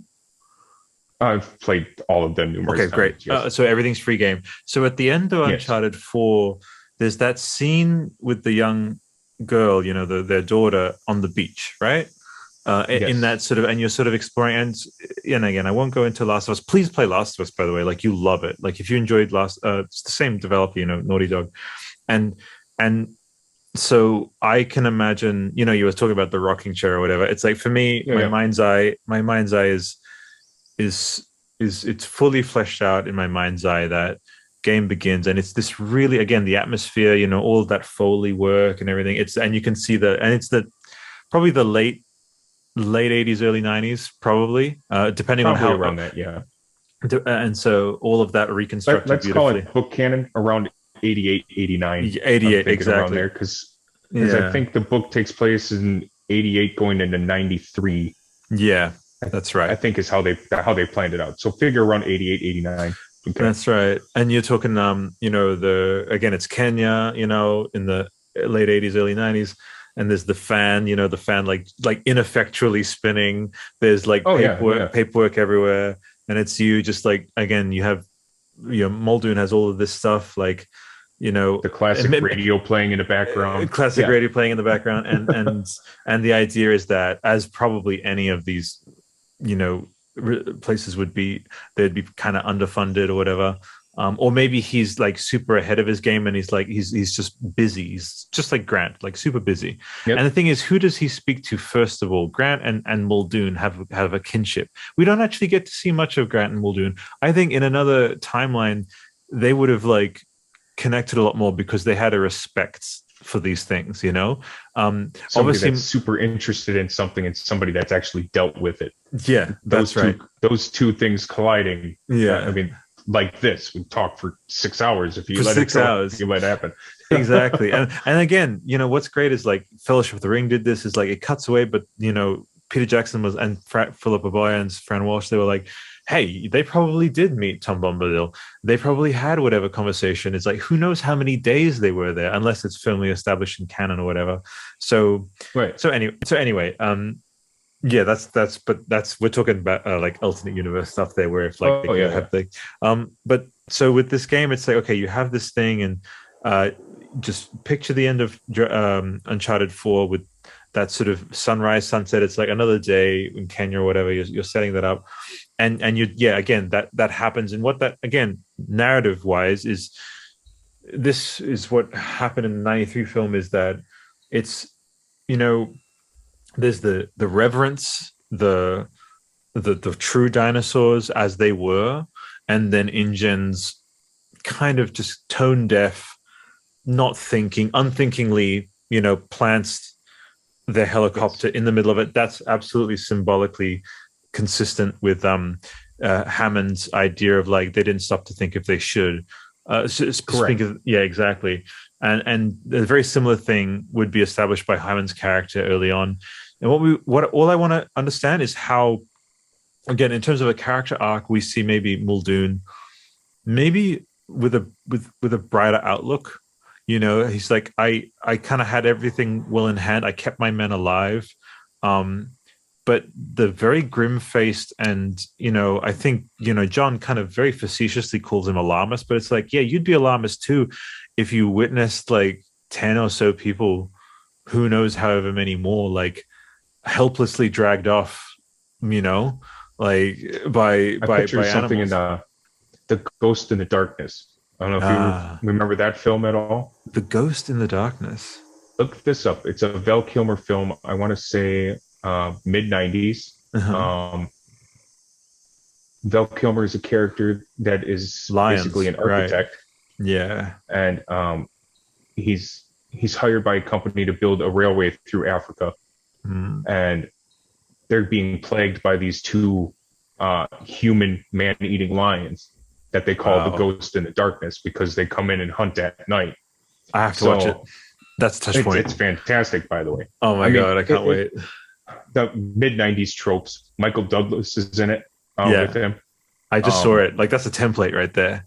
Yeah. Like the Valley of Guanji. Like living through an experience like that, something like the live through that gives you enough life experience to be bitter about sort of things like this. Good. And it also makes you the best guy for the job, because you've already had to deal with the traumas and all that kind of stuff before that. They touched on that a little bit. They touched on that a little bit in Roland Tembo's deleted scene from The Lost World. Mm-hmm. We don't see it in the theatrical version, but there is a scene that was deleted from it where Ajay actually approaches him in Kenya or in Africa and says, hey, I've got this great gig. Are you interested? This sort of thing. And some drunken tourist tries to take on the short little dude, right? The biggest, baddest drunk guy finds the smallest guy in a bar to take on, and the biggest badass in the bar to take on. Mm. And they basically, Roland Temple just beats the living snot out of him. Mm-hmm. But it's just the shot there is just to establish that he's a badass, right? Mm-mm-mm-mm. We don't see that in a movie, but that's kind of what they allude to on there, that automatically, if you're a badass, that you've had the life experience to deal with a problem like this. Yeah. They don't flesh out his character enough, I think, but it's just kind of implied that that's he's the Alan Quartermain, right? Yeah, he is. He's the one that's dealt with it all. He knows how to deal with it all. Hold on. You just inspired me, because Tembo has to be in this Muldoon game, and I'll tell you why. There has to be a scene where basically, obviously, they would have crossed paths, I'm sure, at being Safari, like, you know, at the level that they are at they are. So at some point, yes. So Tembo and Muldoon. And I think what could be great is that, you know, maybe he was like your mentor or whatever. Who knows what they can massage in. But what I would love is a key scene where he says, Tembo gives some crucial advice to like the younger Muldoon, and it's advice to do with what happened in the 93 film where he wasn't aware about his flank or something. It's like, make sure you have the situational awareness, which is why Tembo survived his eventual encounters. Like Tembo was very shrewd. He was very smart. Like he was, like he navigated it with a lot more. I mean, there were different situations, but I would love a little Easter egg about, like, you know, I'm warning you kind of thing. But add the Easter egg of his famous line. Yeah. I've spent enough time in the company of death. Yeah, that's right. Watch out for the devils in the valley of death, or something like that, or in the company of death. Like, if you can tie that quote into something like that, that would instantly be an Easter egg in between the two characters. Man, Pete Postlethwaite, man, he gives that monologue when he's like, I've been on enough safaris with rich dentists, you know. Oh man, which is terrible. Both of these actors, neither one of them are with us any longer. I know. So it's so sad that both of these, if you could have gotten both of these guys together as a Henry Jones and Indiana Jones type duo type thing, or like, who's the more badass because I've got more experience, you know, something like that. That's right. We do live in an incredible. Have you seen how much of The Mandalorian? I don't want to spoil anything. I've been watching it. Okay, great. All right, so Mark Hamill. Like, we are in an era where they're able to like take the deep fake idea, deep fake, CG reconstruction, and then again, if you're doing the game, then that massages it even further. So we're talking about 3 extremely solid game features with very firmly established templates. We're talking Ace Combat, etc. for the middle game. You know, the Jurassic Park Hunters. We've got Uncharted and Last of Us, and the reason why Last of Us works so well for the Muldoon game is because, again, no spoilers, but Last of Us Part 2 it's seasons. So basically, the game is, and same with Last of Us, it's divided into seasons. So what I would love is you take 1990, and it's like the screen bottom right. It's like Costa Rica 1990 spring, right? And it's like a year in the life of Muldoon, boots on the ground on Isla, like stuff that we saw in the 93 film being built. Like, it's dangerous. You know what I mean? Like, yes. And yeah, exactly. And keep in mind, because of the revelations of, by the way, all theme parks are like this, all businesses are like this. It is all complete chaos behind the curtain, and in front of the curtain, they try to present this illusion of control. It's all a show. So what you're looking at is I work in industrial automation, so we have a term that we call it the dog and pony show. Yep. Okay. Dog and pony. Mm-hmm. Yep. Well, I mean, if you're familiar with then you understand what that means. That it's, I do. This is equivocally broken. But we polish it up and make it look like it works great. Yeah. And we give the people what they want, but behind the scenes, we're chaos. 3 layers of chaos. Yeah. Yes. So it's the same idea. Muldoon basically, he says, look, John Hammond and his advisors turn to him, and maybe there's a strongest, because John Hammond tries to kind of stay softly spoken. Maybe we have his nephew, maybe the voice of the actor who played his nephew, Peter Ludlow, whatever, can come in. Maybe Peter was actually closer to the operation. He's like, look, I talk much straighter than my grandfather. Let me just lay it out to you, Muldoon. Like, what you need to understand is that this is not a straightforward operation.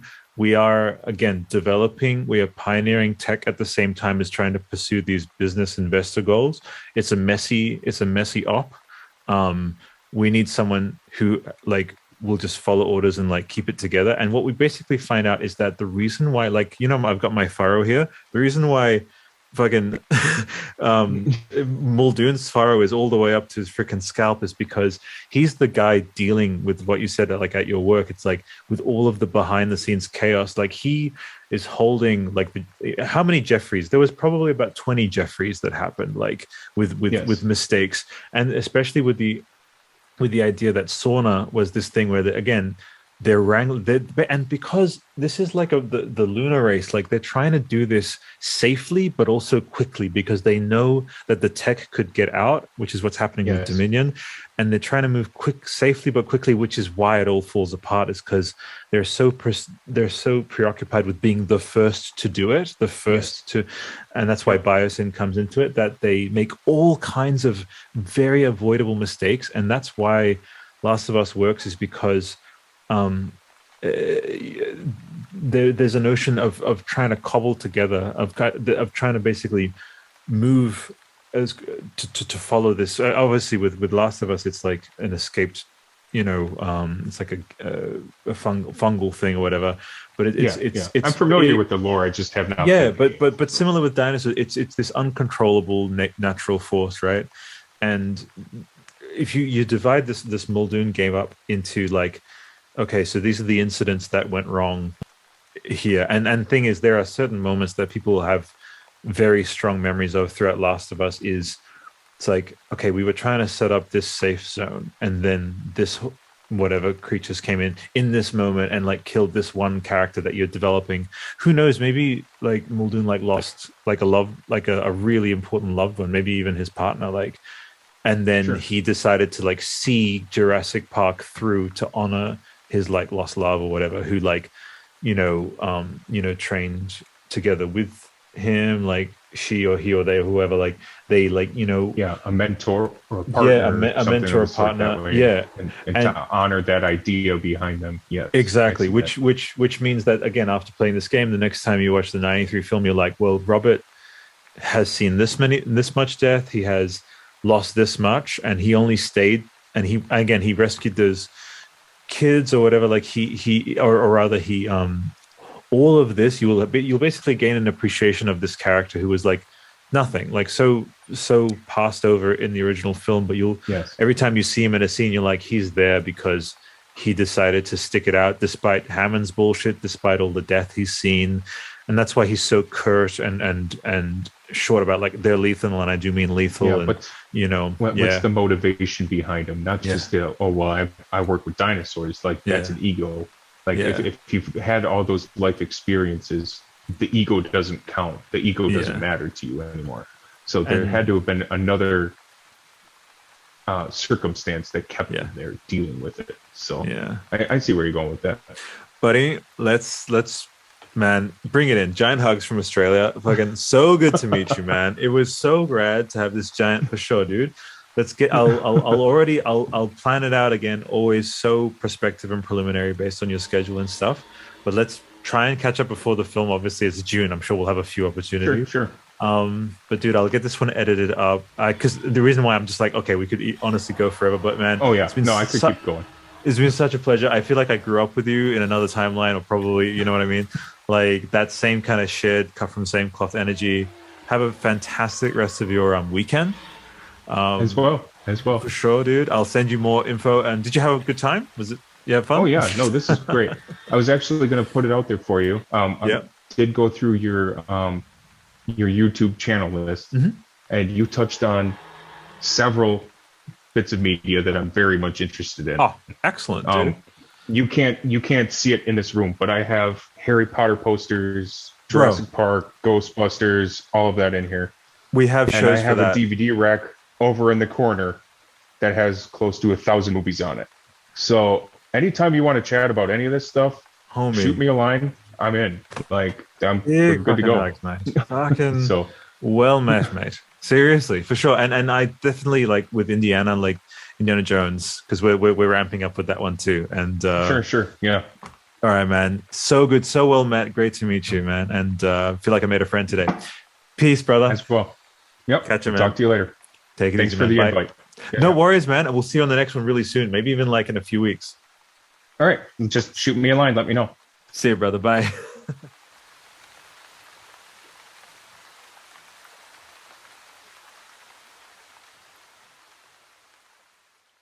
Our first guest tonight starred in two of the most another huge hit.